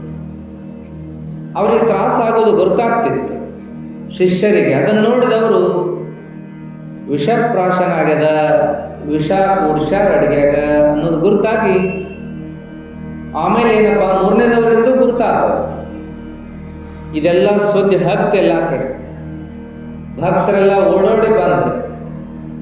ಸಿದ್ಧಾರೂಢರು ಉಣ್ಣು ಅಡಿಗೆಯಾಗ ವಿಷ ಹಾಕಿಬಿಟ್ಟಾರ ಅಂತೇಳಿ ಅಜ್ಜರಿಗೆ ಏನಾಕತ್ತೆ ಏನು ಅಂತ ಜನ ಜಮಾಯಿಸ್ಬಿಟ್ರು. ಅಳುವುದು ಕರೆಯುವುದು ಮಾಡುವಾಗ ಭಕ್ತರು ಹೇಳಿದರು, ದೊಡ್ಡ ದೊಡ್ಡವರು ಅಳುವುದು ಕರೆಯುವುದು ಮಾಡಿದರೆ ಉಪಯೋಗ ಇಲ್ಲ, ಓಂ ನಮಃ ಶಿವಾಯ ಮಂತ್ರವನ್ನು ಜಪ ಮಾಡೋಣ ಎಲ್ಲರೂ ಅಂತೇಳಿ. ಮೃತ್ಯುಂಜಯ ಮಂತ್ರ ಸಾಯ ಬದುಕ್ತಾನೆ, ಅದಕ್ಕೆ ಓಂ ನಮಃ ಶಿವಾಯ ಮಂತ್ರ ಜಪ ಮಾಡೋಣ ಅಂತೇಳಿ ಎಲ್ಲರೂ ಒಂದ ಧ್ವನಿ ಒಳಗೆ ಗಟ್ಟಿಗೆ ಓಂ ನಮಃ ಶಿವಾಯ, ಓಂ ನಮಃ ಶಿವಾಯ, ಓಂ ನಮಃ ಶಿವಾಯ ಅಂತೇಳಿ ಮುಗುಲ್ ಮುಟ್ಟಂಗ ಭಜನೆ ಮಾಡಿದ್ರೆ, ಪ್ರಾರ್ಥನಾ ಮಾಡಿದ್ರೆ ಸಿದ್ಧಾರೂಢರಿಗೆ ಆರಾಮಾಗಿ ಎದ್ದು ಹೊರಗೆ ಬಂದ್ರಂತ ಅಂತ ಕೇಳ್ತೀವಿ. ನೀನೊಲಿದರೆ ವಿಷವು ಅಮೃತಬಹುದಯ್ಯ, ವಿಷಾನು ಅಮೃತ ಆಗ್ತದೆ. ನೀನೊಲಿದರೆ ಸಕಲ ಪಡಿ ಪದಾರ್ಥಗಳಿದಿರ ಇಪ್ಪವು ಕೂಡಲ ಸಂಗಮದೆ. ದೇವರು ಒಲದಂದ್ರೆ ಬೇಕಂದಿದ್ದ ಮುಂದೆ ಬಂದುಕೊಂಡಿರ್ತದ. ಏನ್ ಬೇಕಂತೀವಿ ಅದು ಮುಂದೆ ನಮ್ಮ ಎಡೆಗೆ ಬಂದು ಮುಟ್ತದ ಅಂತೇಳಿ. ಹಾಗಾಗಿ ಭಕ್ತಿಯಿಂದ ಏನೆಲ್ಲವನ್ನ ಸಾಧಿಸಿದ್ರು ನಮ್ಮ ಶರಣರು ಅನ್ನೋದಕ್ಕೆ ಒಂದೊಂದೇ ಉದಾಹರಣೆ ಹೇಳ್ತಾರ. ಹರಿದ ಶಿರವ ಹಚ್ಚಿ ಮೆರೆದರು ನಮ್ಮ ಶರಣರು, ಬರಣಾಕಳವ ಕರೆದು ಮೆರೆದರು ನಮ್ಮ ಶರಣರು, ಮುಂದ ಪೂರ್ವ ಕುಲಗೋತ್ರವನಳಿದು ಪುನೀತರಾದರು ನಮ್ಮ ಶರಣರು, ಪೂರ್ವ ಕುಲಗೋತ್ರವನಳಿದು ಪುನೀತರಾದರು ನಮ್ಮ ಶರಣರು ಭಕ್ತಿಯ ಪ್ರಭಾವದಿಂದ. ಶರಣರು ಏನೇನು ಮಾಡಿದರು ಅನ್ನೋದಕ್ಕೆ ಮೂರನೇದಾಗಿ ಹೇಳ್ತಾರ. ಪೂರ್ವ ಕುಲಗೋತ್ರವನ್ನು ಅಳಿದು ಮೆರೆದರು. ಯಾರನ್ನ ನಾವು ಜಾತಿಯನ್ನು ನೋಡಿ ಗೌರವ ಮಾಡ್ತೀವಿ, ಮಹಾತ್ಮರಿಗೆ ನಾವು ಎಲ್ಲರೂ ಗೌರವ ಕೊಡ್ತೀವಿ. ಗುಡ್ಡಾಪುರ ದಾನಮ್ಮ ಅಂದ್ರೆ ಎಲ್ಲರೂ ಭಕ್ತಿಯಿಂದ ಕೈ ಮುಗಿತೀವಿ. ಅಲ್ಲೇನ್ರಿ ಇಲ್ರಿ ಆಕೆ ಪಂಚಾಡ್ರಕ್ಕೆ ಅದಾಳು, ಬಸವಣ್ಣವ್ರ ಕಡೆ ದೀಕ್ಷಾ ತಗೊಂಡ ಮೇಲೆ ಆಕೆ ಲಿಂಗಾಯತರಾಗ್ಯಾಳು ಲೆಕ್ಕ ಹಾಕ್ತೀವಿ, ಹಾಕೋದಿಲ್ಲ. ಮುಂದೆ ಹಾಗೆ ಏನಪ್ಪ ಬಸವಣ್ಣ ಬ್ರಾಹ್ಮಣ ಇದ್ದ, ಆಮೇಲೆ ಏನಪ್ಪಾ ಅಂದ್ರೆ ಶಿವಧರ್ಮ ಸ್ವೀಕಾರ ಮಾಡಿದ ಅಂಥೇಳಿ ನಾವೇನಾರು ಅಲಕ್ಷ್ಯ ಮಾಡ್ತೀವಿ. ಇಲ್ರಿ ಬುದ್ಧ ಸಂಸಾರ ಮಾಡಿದ್ದ, ಸುಖಭೋಗದೊಳಗಿದ್ದ, ಮುಂದೆ ಬುದ್ಧ ಆಗ್ಯಾನವ ಅಂತ ಹೇಳಿ ಏನಾರು ಆತನ ಬಗ್ಗೆ ಭಕ್ತಿ ಕಳ್ಕೊತೀವಿ. ಮಹಾವೀರನು ಕೂಡ ರಾಜನಾಗಿದ್ದ, ಗೃಹಸ್ಥನಾಗಿದ್ದ, ಎಲ್ಲ ಅವ ನೋಡಿನೇ ಅಧ್ಯಾತ್ಮಕ್ಕೆ ಬಂದಾನಂತ ನಾವೇನಾರು ಮಹಾವೀರನನ್ನ ತೆಗೆದಾಕ್ತೀವಿ. ಏನು ಮಾಡಲ್ಲ ನನಗೆ. ಮಹಾತ್ಮರ ಪೂರ್ವ ಕುಲ ಗೋತ್ರ ನೋಡ್ಲಾರ್ದೇನೆ ಕೈ ಮುಗಿತೀವಿ ಅಂದ್ರೆ ಅದನ್ನೆಲ್ಲವನ್ನು ಅವರು ಬಿಟ್ಟ ಬದುಕಿದರು. ಪೂರ್ವ ಕುಲಗೋತ್ರವ ನಳಿದು ಮೆರೆದರು ನಮ್ಮ ಶರಣರು ಭಕ್ತಿಯ ಪ್ರಭಾವದಿಂದ. ಅವರೆಲ್ಲ ಭಕ್ತಿಯಿಂದ ದೊಡ್ಡವರಾದರು ಅಂತೇಳಿ. ಮಹಾತ್ಮರನ್ನು ನಾವು ಶ್ರೀಮಂತಿಕೆಯಿಂದ ನೋಡೋದಿಲ್ಲ. ಬಸವಣ್ಣವರು ಎಷ್ಟು ಆಸ್ತಿ ಮಾಡಿದ್ರಂತ ನೋಡಿ ಅವರನ್ನು ನಾವು ಕೈ ಮುಗಿತೇವೆ, ದೇವರಂತ ದುರ್ಬಳಂತ ಕಾಣ್ತೀವಿ. ಯಡಿಯೂರು ಸಿದ್ಧಲಿಂಗೇಶ್ವರ ಎಷ್ಟು ಆಸ್ತಿ ಮಾಡಿದ್ರು, ಎಂಥ ದೊಡ್ಡ ರಾಜರಾಗಿದ್ರು ಅಂತ ನೋಡಿ ಕೈ ಮುಗಿಯೋದಿಲ್ಲ ನಾವು. ಅಲ್ಲಂ ಪ್ರಭುದೇವರು ಎಂಥ ದೊಡ್ಡ ಕಾರ್ಗಡೆಗೆ ಅಡ್ಡಾಡಿದ್ರು, ಎಷ್ಟು ಜನ ತಮ್ಮ ಫಾಲೋವರ್ಸ್ ಇಟ್ಕೊಂಡಿದ್ರು, ಎಷ್ಟೆಲ್ಲ ಬೆಳ್ಳಿ ಬಂಗಾರ ಮಾಡಿದ್ರು ಅಂತ ನೋಡಿ ಗೌರವ ಕೊಡ್ತೀವಿ ಅವರಿಗೆ. ನಾವೆಲ್ಲ ಹಂಗೇನಿಲ್ಲ. ಮಹಾತ್ಮರನ್ನ ಶ್ರೀಮಂತಿಕೆಯಿಂದ, ಜಾತಿ ಕುಲಗೋತ್ರದಿಂದ, ಪೂರ್ವಾಶ್ರಮದಿಂದ ನಾವು ಅವರನ್ನು ಅಳೆಯುವುದಿಲ್ಲ. ಸಾಧನೆಯಿಂದ ಅಳಿತೀವಿ, ಶಕ್ತಿಯಿಂದ ಅಳಿತೀವಿ, ಜ್ಞಾನದಿಂದ ಅಳಿತೀವಿ, ನೀತಿಯಿಂದ ಅಳಿತೀವಿ, ತಪಸ್ಸಿನಿಂದ ಅಳಿತೀವಿ, ತಿಳುವಳಿಕೆಯಿಂದ ಅಳಿತೀವಿ ಅವರನ್ನೆಲ್ಲ ನಾವು. ಅವರಿಗೆ ಯಾವ ಸಂಬಂಧ ಇಲ್ಲ. ಮಹಾತ್ಮರಿಗೆ ಜಾತಿ ಕುಲ ಗೋತ್ರ, ಶ್ರೀಮಂತಿಕೆ, ಅಧಿಕಾರ, ಪದವಿ, ಪ್ರಶಸ್ತಿ ಯಾವುದರ ಹಂಗಿಲ್ಲ. ಅದಕ್ಕಾಗಿ ಅವರೆಲ್ಲ ದೊಡ್ಡವರಾದರು. ಎದರಿಂದ? ಯಾವ ಬಲದಿಂದ ಅಂದ್ರೆ ಭಕ್ತಿಯ ಬಲದಿಂದ ದೊಡ್ಡವರು. ಭಕ್ತಿಯಿಂದಲೇ ಮೆರೆದವರೆಲ್ಲ, ಭಕ್ತಿಯಿಂದಲೇ ದೊಡ್ಡವರಾದರು, ಭಕ್ತಿಯಿಂದಲೇ ದೇವರಾದರು, ಭಕ್ತಿಯಿಂದಲೇ ಪೂಜ್ಯವಾನರಾಗಿ ಬಾಳಿದರು ಅನ್ನುವಂಥ. ಭಕ್ತೇರ ಸಾಧ್ಯಂ ಹಿ ಕಿಂಚಿದಸ್ತಿ ಭಕ್ತ್ಯಾಂ ಸರ್ವಸಿದ್ಧಯ ಸಿದ್ಧಂತಿ ಎಂಬುದಾಗಿ ವಚನ ಉಂಟಾಗಿ ಭಕ್ತನಿಗೆ ಅಸಾಧ್ಯವಾಗುವುದು. ಭಕ್ತನಿಗೇನು ಅಸಾಧ್ಯವ? ಭಕ್ತಿ ಮಾಡ್ರಿ, ಭಕ್ತಿ ಮಾಡ್ರಿ, ಭಕ್ತಿಯಿಂದ ಬಾಳಿದ್ರಿ ಅಂದ್ರೆ ನಿಮ್ಮ ಬದುಕೇ ಧನ್ಯ. ನಿಮಗೇನು ಬೇಕಂತೀರೇನು ಭಕ್ತಿ ಮಾಡ್ರಿ, ನಿಮಗೆಲ್ಲ ಇದ್ದಲ್ಲಿ ಬಂದು ಬೀಳ್ತದೆ. ನಿಮಗೇನಾದ್ರು ಒಂದು ಸಂಕಲ್ಪ ಐತೇನು ಭಕ್ತಿ ಮಾಡ್ರಿ, ನಿಮ್ಮ ಸಂಕಲ್ಪ ಈಡೇರ್ತದ. ಭಕ್ತಿ ಅಂದ್ರೆ ಉತ್ಕಟ ಪ್ರೀತಿ, ಭಕ್ತಿ ಅಂದ್ರೆ ಅನನ್ಯವಾದ ಪ್ರೀತಿ, ಭಕ್ತಿ ಅಂದ್ರೆ ಆತ್ಯಂತಿಕ ಪ್ರೀತಿ. ಅದನ್ನು ಮಾಡ್ಬೇಕು ನಾವು. ಭಕ್ತಿ ಮಾಡೋದು ಅಂದ್ರೆ ದೇವರಿಗೆ ನಾವೆಲ್ಲ ಅಭಿಷೇಕ ಮಾಡಿಸ್ಬಿಟ್ಟಿವಪ್ಪ, ದೇವರಿಗೆ ಮಡಿ ಹಚ್ಚಿದ್ದೀವಿ, ದೇವರಿಗೆ ನಾನಾ ರೀತಿ ಅಡಿಗೆ ಎಡೆ ಮಾಡಿದ್ದೀವಿ, ದೇವರಿಗೆ ಭಕ್ಷ್ಯ ಭೋಜ್ಯ ಎಷ್ಟು ಬೇಕು ಅಷ್ಟೆಲ್ಲ ಇಟ್ಟಿದ್ದೀವಿ, ಬೆಳ್ಳಿ ಬಂಗಾರ ತೊಡಿಸಿದ್ದೀವಿ, ಹರಕೆ ತೀರಿಸಿದ್ದೀವಿ, ಏನೇನೋ ಮಾಡಿದ್ದೀವಿ ಅಂತಂದ್ರೆ ಅದು ಭಕ್ತಿ ಅಲ್ಲ. ದೇವರಿಗೆ ಅವನು ತಗೊಂಡು ಏನು ಮಾಡೋದದ? ದೇವರಿಗೆ ಬೇಕಾದದ್ದು ಪ್ರೀತಿ ಅಂತೇಳಿ. ಪ್ರೀತಿ ಅಂತನ್ನೋ ಶಬ್ದ ಬಳಸಿದ್ರೆ ಅದು ಲೌಕಿಕ ವಿಚಾರ ಆದಂಗೆ. ಭಕ್ತಿ ಅಂದ್ರೆ ಅದು ಪಾರಮಾರ್ಥಿಕ ವಿಚಾರ. ಪ್ರೀತಿ ಅದು ಉತ್ಕಟವಾದ್ರೆ ಅದೇ ಭಕ್ತಿ ಅಂತ ನಮಗೆಲ್ಲ ಹೇಳಿಕೊಟ್ಟಾರ ದೊಡ್ಡವರು. ಒಲವಿಲ್ಲದ ಪೂಜೆ, ನೇಹವಿಲ್ಲದ ಮಾಟ, ಆ ಪೂಜೆ ಆ ಮಾಟ, ಚಿತ್ರದ ರೋಗು ಚಿತ್ರದ ಕಪ್ಪು, ಅಪ್ಪಿದಡೆ ಸುಖ ಇಲ್ಲ, ಮೆಲಿದಡೆ ರುಚಿ ಇಲ್ಲ, ನಿಜವಿಲ್ಲದವನ ಭಕ್ತಿ. ನಿಜ ಇರಬೇಕು ಅಂತೇಳಿ, ಒಲವಿರಬೇಕು. ಏನು ಮಾಡಕತ್ತೀವಲ್ಲ ಅದರ ಬಗ್ಗೆ ಒಲವಿರಬೇಕು. ಒಲವು ಅಂದ್ರೆ ಅದ ಮತ್ತು ಪ್ರೇಮನೇ. ಪ್ರೇಮ ಇರಬೇಕಲ್ಲ. ನಾವೇನೋ ಅಡುಗೆ ಮಾಡ್ತಾ ಇದ್ದೀವಿ, ಪ್ರೇಮದಿಂದ ಮಾಡಿದರೆ ಅಡಿಗೆ ರುಚಿಕರ. ಪ್ರೇಮದಿಂದ ಮಾಡಿದ್ರೆ ಆ ಭಕ್ತಿ ದೇವರಿಗೆ ಪ್ರಿಯ. ಪ್ರೇಮದಿಂದ ಮಾಡಿದ್ರೆ ಏನೆಲ್ಲವೂ ಎಲ್ಲರಿಗೂ ಬೇಕಾಗ್ತದೆ ಮತ್ತು ದೇವರಿಗೂ ಕೂಡ. ಅದಕ್ಕೆ ನಾವು ಅದನ್ನೇ ಕಳ್ಕೊಂಡ್ರೆ ಏನು ಮಾಡಕ್ ಸಾಧ್ಯದ? ದೇವರಿಗೆ ಏನು ಬೇಕೆಲ್ಲ ಅರ್ಪಣೆ ಮಾಡೀವಿ, ದೇವರು ನಮಗೇನು ಬೇಕು ಅವ ಕೊಡ್ಬೇಕು ಅದನ್ನ ಅಂದ್ರೆ ಕಂಡೀಷನ್ ಮಾಡ್ದಂಗ, ದೇವರಿಗೆ ಕಟ್ಟಪ್ಪಣೆ ಮಾಡಿದಂಗ, ನಾನು ನಿನಗೆ ಇಷ್ಟು ಕೊಡ್ತನೋ ನೀ ನನಗೆ ಎಂಥದ್ದು ಕೊಡ್ಬೇಕು ಅಂತಂದ್ರೆ ವ್ಯವಹಾರ ಮಾಡಿದಂಗೆ ಆಕತಿ ದೇವ್ರ ಜೋಡಿ. ದೇವರೇನು ವ್ಯವಹಾರ ಮಾಡಕ್ ಕುಂತಾನೆ, ನೀ ಇಂಥದ್ದು ಕೊಡು ನಾನು ನಿನಗೆ ಎಂಥದ್ದು ಕೊಡ್ತೀನಿ ಅಂತ ಹೇಳನೇನು ಎಲ್ಲಾರು ಅಂತ. ಯಾವ ವೇದೋಪನಿಷತ್ತೊಳಗೆ ಬಂದಿಲ್ಲ, ಯಾವ ಶಾಸ್ತ್ರದೊಳಗೆ ಬಂದಿಲ್ಲ. ದೇವರಿಗೆ ಇಂಥದ್ದು ಕೊಡ್ರಿ, ದೇವ್ರು ನಿಮ್ಗೆ ಇಂಥದ್ದು ಕೊಡ್ತಾನ ಅಂತ ಎಲ್ಲಿ ಬಂದದ ಹೇಳ್ರಿ? ಎಲ್ಲೆಲ್ಲೂ ಇಲ್ಲ. ಅದನ್ನೇನೋ ಬೆಳೆಸ್ಕೊಂಡು ಬಂದ್ಬಿಟ್ಟಿವಿ ನಾವೆಲ್ಲ. ದೇವರು ವ್ಯವಹಾರ ಮಾಡಿದರೆ ಕೊಡಕೊಳ್ಳುವ ವ್ಯವಹಾರದವನಲ್ಲ ದೇವರು. ಎರಡನೇದಾಗಿ ಏನಪ್ಪ ಅಂತ ಕೇಳಿದ್ರೆ, ದೇವರು ನಮ್ಮನೇನು ಕೂಲಿಗಿಟ್ಟುಕೊಂಡಾನೆ. ದೇವರು ನಿನಗೆ 2 ಸಲ ಬರ್ತೀನಿ, ದಿನಕ್ಕೆ 2 ಸಲ ಬರ್ತೀನಿ ದೇವರ, ನಾನು ಎಷ್ಟು ಕೊಡ್ತೀನಿ ನೋಡಿ, ಏನು ಕೊಡ್ತೀನಿ ನೋಡಿ ನನಗೆ ಅಂದ್ರೆ ಅವ ಏನು ಕೂಲಿ ಕೊಡಾಕ್ ಕುಂತಾನೆ? ದೇವರು ನಾನು ಎಣ್ಣೆ ಸುಟ್ಕೊಂಡು ಮನೆಯಿಂದ ಗಾಡಿ ತಗೊಂಡು ಇಲ್ಲಿ ತಕ ಬಂದು ಹೋಗ್ತೀನಿ, ನಿನ್ನ ಜಾಗ ಮಠ ನನಗೇನು ಮಾಡ್ತೀಪ್ಪ ನೀನು ಅಂದ್ರೆ ಏನು ಮಾಡ್ಯ ನಾನು? ದುಡಿದೊಳಗೆ ಇಷ್ಟೆಲ್ಲ ನಿನಗೆ ನಾ ಖರ್ಚು ಮಾಡ್ತೇನೆ, ದೇವರು ನನಗೇನು ಮಾಡ್ತೀನಿ ನೀನು ಅಂತ ಕೇಳಿದ್ರೆ ಎಷ್ಟು ಸಣ್ಣತನ ನಂಬುದು. ಅದಕ್ಕೆ ದೇವರು ಕೂಲಿ ಕೊಡಾಕು ಕುಂತಿಲ್ಲ, ವ್ಯವಹಾರ ಮಾಡಾಕು ಕುಂತಿಲ್ಲ, ಕಡ್ನ ಕೊಟ್ಟು ಇಸ್ಕೊಳಕ್ಕೂ ಕುಂತಿಲ್ಲ, ಬಡ್ಡಿ ವ್ಯವಹಾರ ಮಾಡಕ್ಕೂ ಕುಂತಿಲ್ಲ. ದೇವರನ್ನು ನಾವು ಹಿಂಗೆಲ್ಲ ತಿಳ್ಕೊಂಡು ಏನೇನೋ ಮಾಡಿಕೊಂಡ್ರೆ ದೇವರೇನು ಮಾಡಿ? ದೇವರಿಗೆ ಬೇಕಾದ್ದೇನಪ್ಪ? ಬರೀ ಭಕ್ತಿ ಮಾತ್ರ ಅಂತ. ಅದಕ್ಕೆ ನಮ್ಮ ಭಕ್ತಿ ಅಂಥದ್ದು ಅಂತನ್ನೋದನ್ನು ಮಾತ್ರ ದೇವರು ನೋಡ್ತಾನಂತ. ಅದಕ್ಕೆ ಹರತನ್ನ ಭಕ್ತರ ತೆರೆಯುವಂತೆ ಮಾಡುವ, ಅರೆದು ನೋಡುವ, ಅರೆದು ನೋಡುವ, ಹೌದಲ್ರಿ ಹೇಳ್ತಾರ. ಬಂಗಾರಗತೆ ಏನಪ್ಪ ಅಂದ್ರೆ ಬೆಂಕಿ ಹಿಡಿದು ನೋಡ್ತಾನಂತ, ಗಂಧದ ಗತೆ ತೇದ ನೋಡ್ತಾನಂತ, ಬೆದರದೆ ಬೆಚ್ಚದೆ ಇದ್ದರೆ ಕರ ಬಿಡಿದು ಎತ್ತಿಕೊಂಬರಾಮನ ಅಂತ. ಅವ ಅಂತಾನ ಇವನು ಭಕ್ತಿ ಎಷ್ಟು ಗಟ್ಟಿ ಐತಿ ನೋಡುಂತಡಿ ಅಂತ ಒಂದಿಟ್ಟು ಪರೀಕ್ಷೆ ಮಾಡ್ತಾನಂತ. ಪರೀಕ್ಷೆ ಮಾಡಿದ ಕೂಡಲೇ ನಾವೇನು ಮಾಡ್ತೇವೆ ಅಂದ್ರೆ ಯಪ್ಪ ಯಾವ ದೇವರಿಲ್ಲ ದಿಂಡ್ರಿಲ್ಲ. ಪರೀಕ್ಷಾ ಕಾಲದಾಗ ನಾವು ಹಿಂಗೆಲ್ಲ ಮಾತಾಡ್ತೀವಿ. ಏನಾರ ಜೀವನದಾಗ ಕಷ್ಟ ಬಂದು ಅಂದ್ರೆ ಅವ ಪರೀಕ್ಷಾ ಕಾಲ. ದೇವರು ರೋಗ ಕೊಟ್ಟು ನೋಡ್ತಾನ, ಸಮಸ್ಯೆಗಳನ್ನು ಕೊಟ್ಟು ನೋಡ್ತಾನ, ಕಷ್ಟ ಕೊಟ್ಟು ನೋಡ್ತಾನ, ತ್ರಾಸ ಕೊಟ್ಟು ನೋಡ್ತಾನ. ಬೆದರದೆ ಬೆಚ್ಚದೆ ಇದ್ರ ಇವ ಬಾಪ ಯೋಗ್ಯವಾನದಾನ ಅಂತ ಕರ್ಕೋತಾನಂತವ, ಕೈ ಹಿಡಿತಾನಂತ, ನಮ್ಮದು ಉದ್ಧಾರ ಮಾಡ್ತಾನಂತ ನಮ್ಮನ್ನ.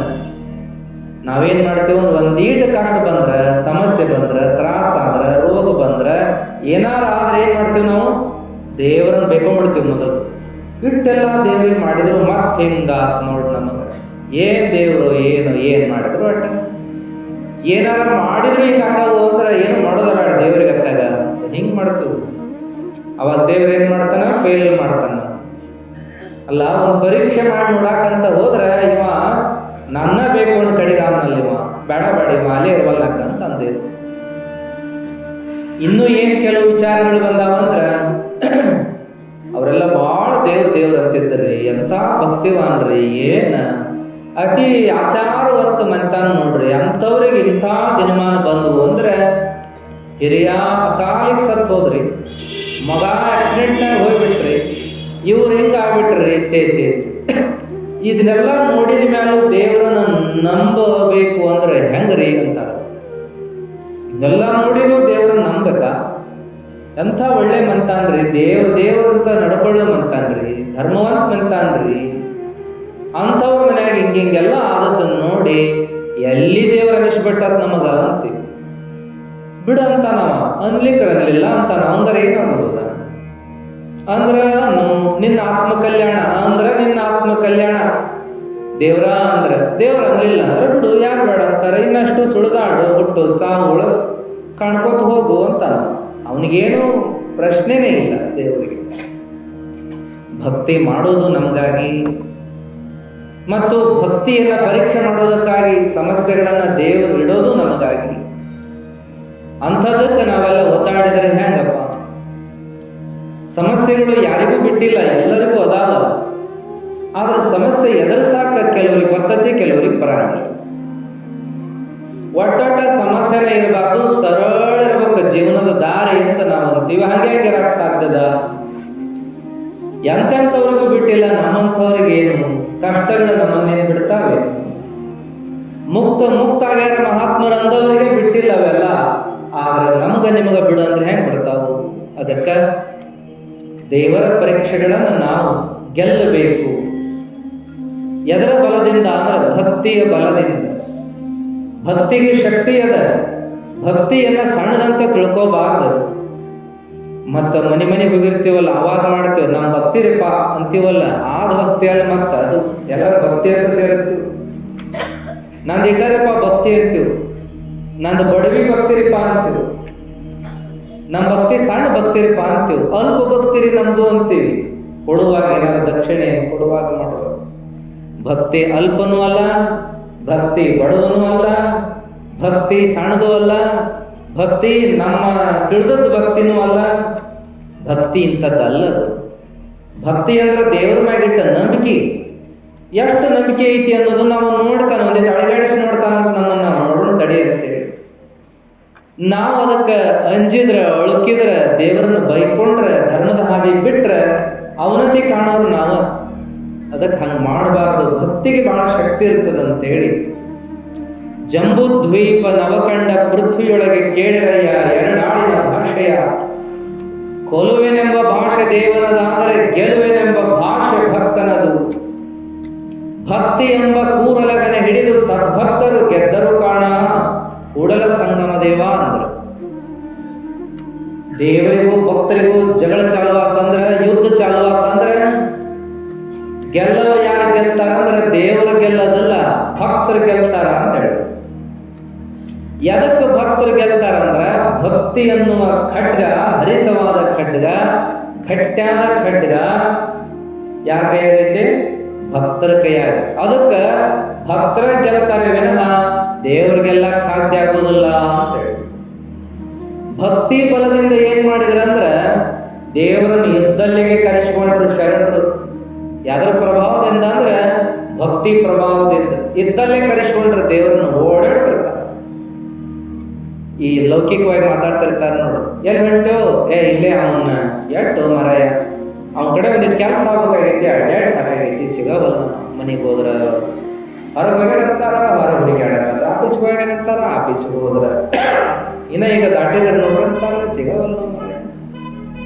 ಅವಾಗ ಅವನ್ನ ಯಾಕೆ ಹುಡುಕ್ಯಾಡ್ತೀವ? ಒಂದು ಫೋನ್ ಮಾಡಿದ್ರೆ ಇದ್ದಲ್ಲಿ ಬರ್ತಾನ, ಅದಕ್ಕೆ ವಿಚಾರ ಮಾಡ್ತಿ, ನೀ ಯಾಕೆ ದಣ್ಕೋತಿ ಅಂತ. ಹಾಗೆ ದೇವರನ್ನ ಇದ್ದಲ್ಲಿಗೆ ಕರೆಸುವಂತ ಶಕ್ತಿ ಎದಕ್ಕದ ಅಂದ್ರೆ ಭಕ್ತಿಗದ.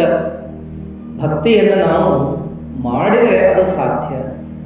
ಅದಕ್ಕೆ ಶರಣರಿಗೆ ಶಕ್ತಿ ಎಲ್ಲಿಂದ ಬಂತು ಅಂತ ವಿಚಾರ ಮಾಡಿದರೆ ಭಕ್ತಿಯಿಂದಲೇ ಬಂತು ಅನ್ನೋದಕ್ಕೆ ಈ ವಚನ ನಮಗೆ ಹೇಳ್ತದ. ಇದು ಕಾರಣ ನಿಮ್ಮಡಿಯ ಭಕ್ತಿಯ ನೊಂದನೆ ಕರುಣಿಸಿ ಕಾಪಾಡಯ್ಯ ಕೂಡಲ ಚನ್ನ ಸಂಗಮ ದೇವ. ದೇವರ ನನಗೆ ಭಕ್ತಿ ಕೊಟ್ಟು ಕಾಪಾಡಪ್ಪ, ನನಗೇನೇನೂ ಬೇಡ, ನನಗೇನೂ ಬೇಡ. ಕರಿಯ ನಿತ್ತಡೆವಲ್ಲೆ, ಸಿರಿಯ ನಿತ್ತಡೆವಲ್ಲೆ, ಹಿರಿದಪ್ಪ ರಾಜ್ಯವನಿತ್ತಡೆವಲ್ಲೆ. ನಿಮ್ಮ ಶರಣರ ಸುಳ್ಳುಡಿಯ ನೊಂದು ಅರಗಳಿಗೆ ಇತ್ತಡೆ ನಿಮ್ಮ ನಿತ್ಯ ಕಾಣ ರಾಮನಾಥ. ನನಗೇನೇನೂ ಬೇಡಪ್ಪ, ಮಹಾತ್ಮರ ಮಾತು ಕೇಳೋ ಶಕ್ತಿ ಕೊಡು. ಆ ಮೂಲಕ ನನ್ನ ಮನಸ್ಸಿನಾಗ ಭಕ್ತಿ ಬೆಳೆಯುವಂತ ಅವಕಾಶ ಕೊಡು, ಇಟ್ಟ ಸಾಕಂತ ಹೇಳಿದ್ರು. ಅದಕ್ಕೆ ನಾವು ಭಕ್ತಿಯನ್ನ ಮಾಡೋದನ್ನ ಕಲಿಬೇಕಾಗಿದೆ. ನಾವೇನು ತಪಸ್ ಮಾಡೋದು ಬೇಡ, ನಾವೇನು ವನವಾಸಕ್ಕೆ ಹೋಗೋದು ಬೇಡ, ನಾವೇನೇನೋ ಹಠಯೋಗ, ರಾಜಯೋಗ, ಲಯಯೋಗ ಏನು ಮಾಡೋದು ಬೇಡ. ನಾವು ಏನೇನೋ ಮಾಡೋದು ಬೇಡ. ಒಂದು ಮಾಡೋಣ, ಅತ್ಯಂತ ಸುಲಭವಾದ ಒಂದನ್ನು ಮಾಡೋಣ, ಭಕ್ತಿಯನ್ನು ಮಾಡೋಣ. ಭಕ್ತಿ ಮಾಡಕ್ಕೆ ಕಲ್ತ್ರೆ ಸಾಕು ಅಂತೇಳಿ. ಆದ್ರೆ ಅದನ್ನ ಹೆಂಗೆ ಮಾಡ್ಬೇಕು ಅನ್ನೋದನ್ನ ತಿಳ್ಕೊಬೇಕಾಗ್ಯದ. ನಾವು ಮಾಡೋದನ್ನೆಲ್ಲ ಭಕ್ತಿ ಅಂತಾನೆ ತಿಳ್ಕೊಂಡ್ಬಿಟ್ಟಿವಿ. ನಾವೇನ್ ಮಾಡಕತ್ತೀವಿ ಅದೆಲ್ಲ ಭಕ್ತಿನೇ ಅಂತ ತಿಳ್ಕೊಂಡಿದ್ದೀವಿ. ಹಾಗೇನಲ್ಲ. ಇಂಥ ತಪ್ಪಿನಿಂದಾಗಿ ಏನಾಗತ್ತವಂದ್ರೆ ಎಷ್ಟು ಪ್ರಾಣಿಗಳು ತಮ್ಮ ಜೀವ ಕಳ್ಕೊಂಡವ. ದೇವ್ರ ಹೆಸರಿನ್ಯಾಗ ಕೋಳಿ, ದೇವ್ರ ಹೆಸರಿನ್ಯಾಗ ಕುರಿ, ದೇವ್ರ ಹೆಸರಿನ್ಯಾಗ ಆಡು, ದೇವ್ರ ಹೆಸರಿನ್ಯಾಗ ಆನೆ, ದೇವ್ರ ಹೆಸರಿನ್ಯಾಗ ಕುದುರೆ, ದೇವ್ರ ಹೆಸರಿನ್ಯಾಗ ಆಕಳು, ದೇವ್ರ ಹೆಸರಿನ್ಯಾಗ ಕೋಣ, ದೇವ್ರ ಹೆಸರಿನ್ಯಾಗ ಏನೆಲ್ಲ ಜೀವಗಳು ಬಲಿಯಾದವು. ಭಕ್ತಿ ಅಂತ ತಿಳ್ಕೊಂಡಿವ ನಾವು.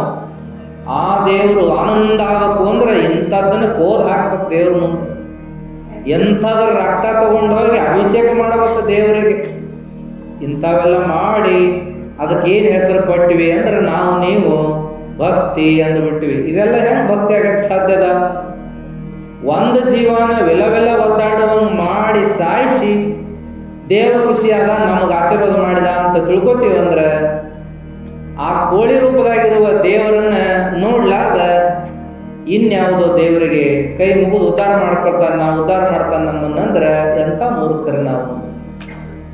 ಕಣ್ಣೆದುರಿಗೆ ವಿಲವಿಲ ಒದ್ದಾಡೋದೊಂದು ದೇವರು, ಕಣ್ಣೆದುರಿಗೆ ಹಸಿವಿನಿಂದ ಬಂದು ನಿಂತದ್ದು ಒಂದು ದೇವರು, ಕಣ್ಣೆದುರಿಗೆ ಕಣ್ಣೀರು ಹಾಕೊಂಡು ಕುಂತಿರುವಂಥದ್ದೊಂದು ದೇವರು, ಕಣ್ಣೆದುರಿಗೆ ರೋಗ ಬಂದು ನರಳಾಡೋದೊಂದು ದೇವರು, ಕಣ್ಣೆದುರಿಗೆ ಅಮ್ಮ ತಾಯಿ ಏನಾದರೂ ಕೊಡ್ರಿ ಅಂತ ಬೇಡೋದೊಂದು ದೇವರು, ಕಣ್ಣೆದುರಿಗೆ ಕಾಲು ಮುರ್ಕೊಂಡು ಕೈ ಮುರ್ಕೊಂಡು ಬಿದ್ದಿರೋದೊಂದು ದೇವರು, ಕಣ್ಣೆದುರಿಗೆ ಹರಕಲು ಬಟ್ಟೆ ಬಡಕಲು ಶರೀರ ಹೊತ್ಕೊಂಡು ಅಡ್ಡಾಡೋದೊಂದು ದೇವರು.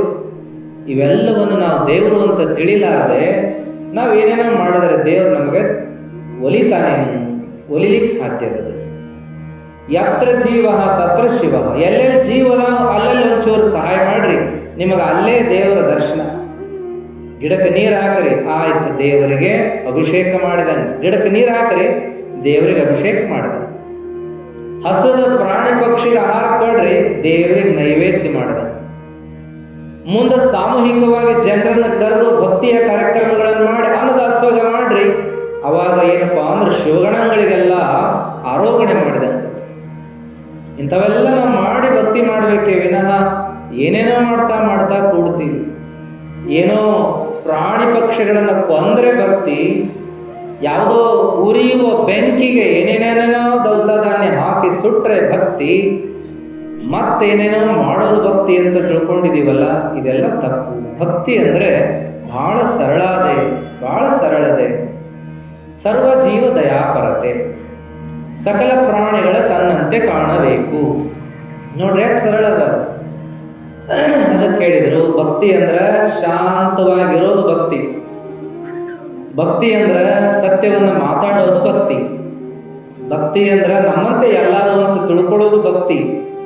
ಭಕ್ತಿ ಅಂದ್ರೆ ಪಶು ಪ್ರಾಣಿ ಪಕ್ಷಿಗಳನ್ನ ನಮ್ಮಂತೆ ತಿಳ್ಕೊಂಡು ಉಪಕಾರ ಮಾಡೋದು ಭಕ್ತಿ. ಭಕ್ತಿ ಅಂದ್ರೆ ಗುರುಲಿಂಗ ಜಂಗಮರಿಗೆ ದಾಸೋಹ ಮಾಡೋದು ಭಕ್ತಿ. ಭಕ್ತಿ ಅಂತಂದ್ರೆ ನಮ್ಮ ಜೀವನದೊಳಗೆ ಹಿಂದಾದದ್ದನ್ನೆಲ್ಲ ಒಳ್ಳೇದಕ್ಕಂತ ತಿಳ್ಕೊಳ್ಳೋದು ಭಕ್ತಿ. ಭಕ್ತಿ ಅಂದ್ರೆ ದುಡುತ್ತಂದ್ರೂ ಕರ್ಕೊಂಡು ಉಣಬೇಕು ಅನ್ನೋದು ಭಕ್ತಿ. ದಾಸೋಹ ಮಾಡಿ ಉಣಬೇಕು ಅನ್ನೋದು ಭಕ್ತಿ. ಇಂಥ ಭಕ್ತಿ ವಿಚಾರಗಳನ್ನು ಶರಣರು ಹೇಳ್ಕೊಂತ ಹೋಗ್ತಾರ. ಇದನ್ನ ಬಿಟ್ಟು ನಾವೇನೇನಾರ ಮಾಡಿದರೆ ಭಕ್ತಿ ಹೆಂಗಾಗ್ತದ? ಅದಕ್ಕೆ ಭಕ್ತಿಗೆ ಬಹಳ ಶಕ್ತಿ ಇರ್ತದ ಅನ್ನುವಂಥ ವಿಚಾರ ನೋಡಿ ಚನ್ನವೀರ್ ಶರಣರು ಭಕ್ತಿ ಮಾಡಿದ್ರು. ಅವ್ರಿಗೆ ಇಂಥ ಶಕ್ತಿ ಬಂತಲ್ಲ, ಏನೆಲ್ಲ ಪವಾಡಗಳು ಅವರಿಂದ ನಡೆದು. ಮಾಡ್ಬೇಕಂತ ಮಾಡಿದವರಲ್ಲ, ನಿಮ್ಮನ್ನೆಲ್ಲ ನನ್ನ ಹತ್ರ ಆಕರ್ಷಣೆ ಮಾಡ್ಬೇಕಂತ ಹಿಂಗ ಗಾಳಿಯಾಗಿ ಮಾಡಿ ಒಂದು ಉಂಗುರ ತಗೋರಿ ಅಂತ ಕೊಟ್ರೆ, ಅಥವಾ ನೀವೇನೋ ಬಂದು ನಮಗೆ ಕೇಳ್ಕೊಂಡಾಗ ಇನ್ನೇನೋ ತಲೆಯಿಂದ ಕೊರಳಿಂದ ಇದರಿಂದ ತೆಗೆದುಕೊಟ್ರೆ ಇದೇನೇನೋ ಭಕ್ತಿ ಅಂತಲ್ಲ. ನಾವೆಲ್ಲ ಏನೇನೋ ಕೊಟ್ರೇನೆ ಭಕ್ತಿ ಆಶೀರ್ವಾದ ಅಂತ ತಿಳ್ಕೊಂಡ್ರೆ ಅದು ಬಹಳ ದೊಡ್ಡ ತಪ್ಪು. ಒಂದು ಪ್ರೀತಿಯ ನೋಟವೂ ಕೂಡ ಆಶೀರ್ವಾದವೇ. ಒಂದು ಒಳ್ಳೆಯ ಆರೈಕೆಯ ಮಾತು ಕೂಡ ಒಂದು ಆಶೀರ್ವಾದವೇ. ಒಂದೇನಪ್ಪ ಅಂದ್ರೆ ಪ್ರೀತಿ ಆತ್ಮೀಯತೆಯಿಂದ ಬೆನ್ಸವರಿದ್ರೆ ಒಂದು ಆಶೀರ್ವಾದವೇ. ನಮ್ಮನ್ನು ನೋಡಿ ಒಂದು ಮಗುಳ್ನಾಗೆ ನಕ್ಕರು ಕೂಡ ಒಂದು ಆಶೀರ್ವಾದವೇ. ಆಗ್ಲಿಪ್ಪ ನೀ ಅನ್ಕೊಂಡಂಗ ಆಗ್ಲಿ ಅಂದ್ರೆ ಒಂದು ಆಶೀರ್ವಾದವೇ. ಇವನ್ನೆಲ್ಲ ನಾವು ಲೆಕ್ಕಕ್ಕೆ ಹಿಡಿಯಲ್ಲ. ನಮಗೇನೋ ಒಂದು ಕಿಮ್ಮತ್ತಿಂದೇನೋ ಒಂದು ಕೊಟ್ರೆ ನಮಗೆ ಆಶೀರ್ವಾದ ಅಂತ ತಿಳ್ಕೊಂಡ್ರೆ ಅದಕ್ಕೇನು ಮಾಡ್ಲಿಕ್ಕೆ ಆಗ್ತದೆ? ಶರಣರು ಎಂಥ ಶಕ್ತಿವಂತರಾದ್ರು. ಸಂಚಾರ ಮಾಡ್ಕೋತ ಹೊಂಟ್ರು. ಧ್ಯಾನ, ಪೂಜೆ, ಜಪ. ಇದರಿಂದ ಎಂಥ ಶಕ್ತಿ ಬಂತಂದ್ರೆ ಏನೆಲ್ಲ ನಡೆಯಕ್ಕತ್ತು. ಜಂತ್ಲೇಶ್ವರೊಳಗ ಪ್ರಸಂಗ ನಡೆದದ್ದನ್ನೇ ಒಂದು ಅಧ್ಯಾಯ. ಅಲ್ಲಿ ಹೋಗಿ ಊರ್ ಹೊರಗಿನ ಬಂಡಿಗಲ್ಲಿನ ಮೇಲೆ ಆರಾಮ ಕುಂತು ಧ್ಯಾನ ಮಾಡಕತ್ತಾರ. ನೋಡಿದವರೆಲ್ಲ ದೊಡ್ಡವ್ರು ಯಾರೋ ಬಂದಾರ ನಮ್ಮ ಊರಿಗೆ ಅಂತ ಕೈ ಮುಗಿದು ಭಕ್ತಿ ಮಾಡಬೇಕು ಅಂತ ಕಾದ್ರೆ ಶರಣರು ಕಣ್ಣ ತೆರೆಯಿಲ್ಲ ಎಷ್ಟೋ ತಾಸುಗಳವರೆಗೆ. ಆಮೇಲೆ ಅವರನ್ನು ನೋಡಿದ್ರೆ ಹಳದಾಗ ಹೋಗಿ ಜಳಕ ಮಾಡಿ ಮತ್ತೆ ಪೂಜೆ ಮಾಡ್ಕೊಳಾಗ್ತಿದ್ರು ಬಂಡಿಗಲ್ಲಿನ ಮೇಲೆ. ಆಮೇಲೆ ಏನಪ್ಪಾ ಅಂತಂದ್ರೆ ಭಕ್ತರ ಭಕ್ತಿಗೆ ಹೋಗೊಟ್ಟು ಅವರು ಕರದಲ್ಲಿ ಹೋದ್ರು, ಕೇಳಿದ್ದನ್ನು ಹೇಳಿದರು, ಬೇಡಿದ್ದನ್ನು ಕೊಟ್ಟರು. ಆ ಊರಾಗ ಒಂದು ಹಾಳ ಮಣ್ಣಿನ ಊರ, ದೊಡ್ಡದೊಂದು ಹಾಳ ಮಣ್ಣಿನ ಒಂದು ರಾಶಿ ಇತ್ತು. ಆ ರಾಶಿ ನೋಡಿದ ಶರಣರಿಗೆ ಏನಿಸ್ತು ಅಂದ್ರೆ ಇಲ್ಲೇನೋ ಒಂದು ಅದ್ಭುತವಾದದ್ದದ, ಇದನ್ನ ಯಾಕೋ ಜನರು ನೋಡಿಲ್ಲ ಅಂತ ಹೇಳಿ ಅವರಿಗೆ ಹೇಳಿದರು.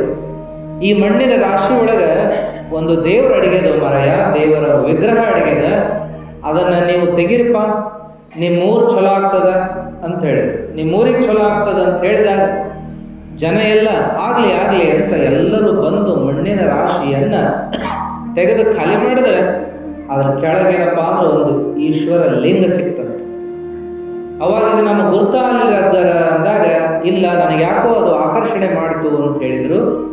ಮುಂದೆ ಏನ್ ಮಾಡಿದ್ರೆ ಅದು ರಾಮೇಶ್ವರ ಲಿಂಗ ಅಂತ ಹೆಸರಿಟ್ಟು ಅದಕ್ಕೊಂದು ಗುಡಿ ಮಾಡಿರಪ್ಪ ಅಂತ ಹೇಳಿದಾಗ ಜನ ಎಲ್ಲ ತಮ್ಮ ಹೊಲದಾಗಿದ್ದಂಥ ಬಡ್ಡಿ ಗಿಡ ಗಂಟಿ ತೊಗೊಂಡ್ಬಂದು ಅದಕ್ಕೆ ಕಟ್ಟಿಗೆಯ ಒಂದು ಮೇಲ್ಮುದ್ದಿಯ ಒಂದು ಗುಡಿಯನ್ನು ಮಾಡಿದರು. ಆಮೇಲೆ ಅದರ ಕಾರ್ಯ ನಡ್ಕೋತ ಹೋತು. ಮುಂದೆ ಏನಾತಪ್ಪ ಅಂದ್ರೆ ಇನ್ನೊಂದು ದೇವಸ್ಥಾನ ಇತ್ತಲ್ಲಿ, ಮಹಾಬಳೇಶ್ವರ ದೇವಸ್ಥಾನ.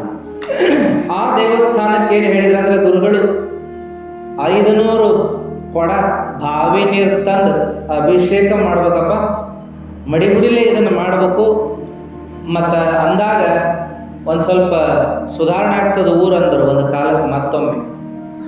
ಆಗಲೇ ಅಂದ್ರೆ ಜನ ಅವಾಗ ಏನು ಮಾಡಿದ್ರು ಅಂತಂದ್ರೆ ಅವರೆಲ್ಲ ಸೇರಿಕೊಂಡು ಕೆಲವು ಜನ ಮಾತಾಡಿಕೊಂಡು ಪಾಳೆ ಪ್ರಕಾರ ಗುಂಪು ಮಾಡಿಕೊಂಡು ಬಾವಿಯಿಂದ ಸೇದಿ ಸೇದಿ ನೀರನ್ನು ಹೊತ್ತು ತಂದರು. ಆಮೇಲೆ ದೇವರಿಗೆ ಸುರಿದ್ರು. ಶರಣರು ಹೇಳಿದರು, ನಾ ಹೇಳಿದ್ದು ಮುಗಿಯೋವರೆಗೂ ನಾ ಇಲ್ಲೇ ಗುಡಿಯಾಗ ಒಂದು ಮೂಲ್ಯಾಗ ತಲೆ ಕೆಳಗ ಮ್ಯಾಲೆ ಕಾಲ್ ಮ್ಯಾಲೆ ಮಾಡಿ ಶಿರ್ಸಾಸನ ಹಾಕಿ ಧ್ಯಾನ ಮಾಡ್ತಿರ್ತೀನಿ.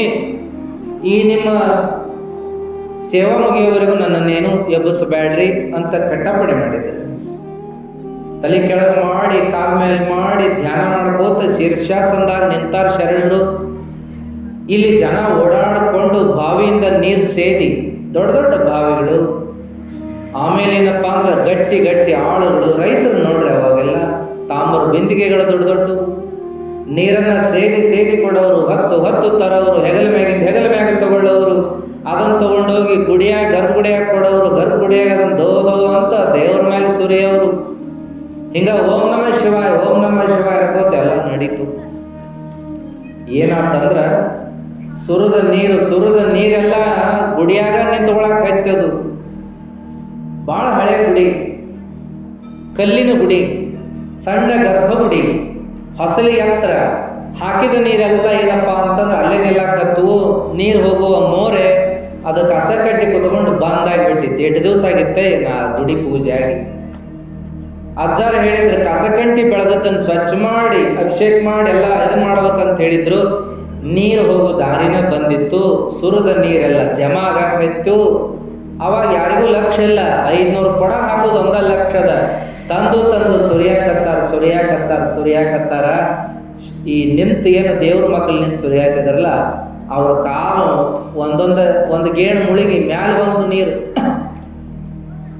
ಅವಾಗ ಜಮಾ ಅದು ನೀರು ಹೋಗೋವಲ್ವ ನೋಡ ಅಂತ ಒಬ್ರು, ನೀರು ಹೋಗೋ ದಾರಿ ಸಣ್ಣದಿರ್ಬೇಕು, ಅದಕ್ಕೆ ದೌಡ್ ಹೋಗ್ಲಿಕ್ಕಿಲ್ಲ ಅಂತ ಒಬ್ರು ಅಂದ್ರು. ಅಂತೂ ನೀರು ಜಮಾ ಹಾಕೋದು ಹೊಂಟದ ಅಂತ ಅನ್ಕೋತ ನಿಂತರು. ಮುಂದೇನಾಯ್ತು ಅಂದ್ರೆ ಲಕ್ಷ ಎಲ್ಲಿ ಹೋತು, ತಲೆ ಕೆಳಗೆ ಮಾಡಿ ಕಾಲ ಮೇಲೆ ಮಾಡಿ ಧ್ಯಾನ ಮಾಡಕ್ಕೆ ನಿಂತಂತ ಶರಣರ ಕಡೆ ಹೋತು. ಆಗಲೇ ಶರಣರ ಕುತ್ತಿಗೆ ಮುಣಿಗಿ ಮ್ಯಾಲ ನೀರು ಬಂದಿತ್ತು. ಅವ್ರ ಮುಖ ನೀರೊಳಗೆ ಆಗಿತ್ತ, ತಲೆ ಕೆಳಗೆ ಮಾಡಿ ನಿಂತಾರ. ಮುಖ ನೀರಾಗ ಮುಳಿಗೆ ಹೋಗಿದೆ. ಯಪ್ಪ ಅಂದ್ರು, ನಾವು ನೋಡೇ ಇಲ್ಲ ಶರಣರನ್ನ ಹೆಂಗೆ ಎಬ್ಸೋದು. 500 ಕೊಡ ಆದ್ಮೇಲೆ ನಾನು ಎಬ್ಬಿಸ್ರಿ ಅಂದಾರ ಅವರು. ಹಂಗೆ ಅರ್ಧೋಟ ಮಾಡುವಂಗಿಲ್ಲ.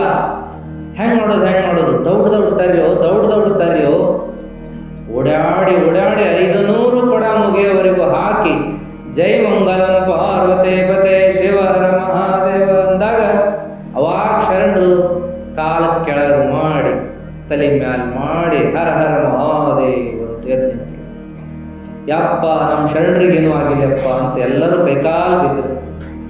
ಅವಾಗ ಶರಣರು ಆನಂದದಿಂದ 500 ಕೊಡ ಹಾಕಿ ಅಂತೂ ದೇವರನ್ನು ತಣ್ಣ ಮಾಡಿದರೆ ಬಿಡು ಅಂಥೇಳಿ ಖುಷಿಯಿಂದ ಅವರೆಲ್ಲರನ್ನ ಕರ್ಕೊಂಡು ಹೊರಗೆ ಬಂದು ಹೇಳಿದರು, ದಾಸೋಗ ಒಂದು ಆಗಬೇಕಪ್ಪ, ಬರೀ ದೇವರಿಗೆ ನೀರು ಹಾಕಿ ಮುಗಿಸಿದ್ರಲ್ಲ, ದಾಸೋಗ ನಡಿಬೇಕು, ಒಂದು ಚಂದ ದಾಸೋಗ ಮಾಡ್ರಿಪ್ಪ ಅಂದರು.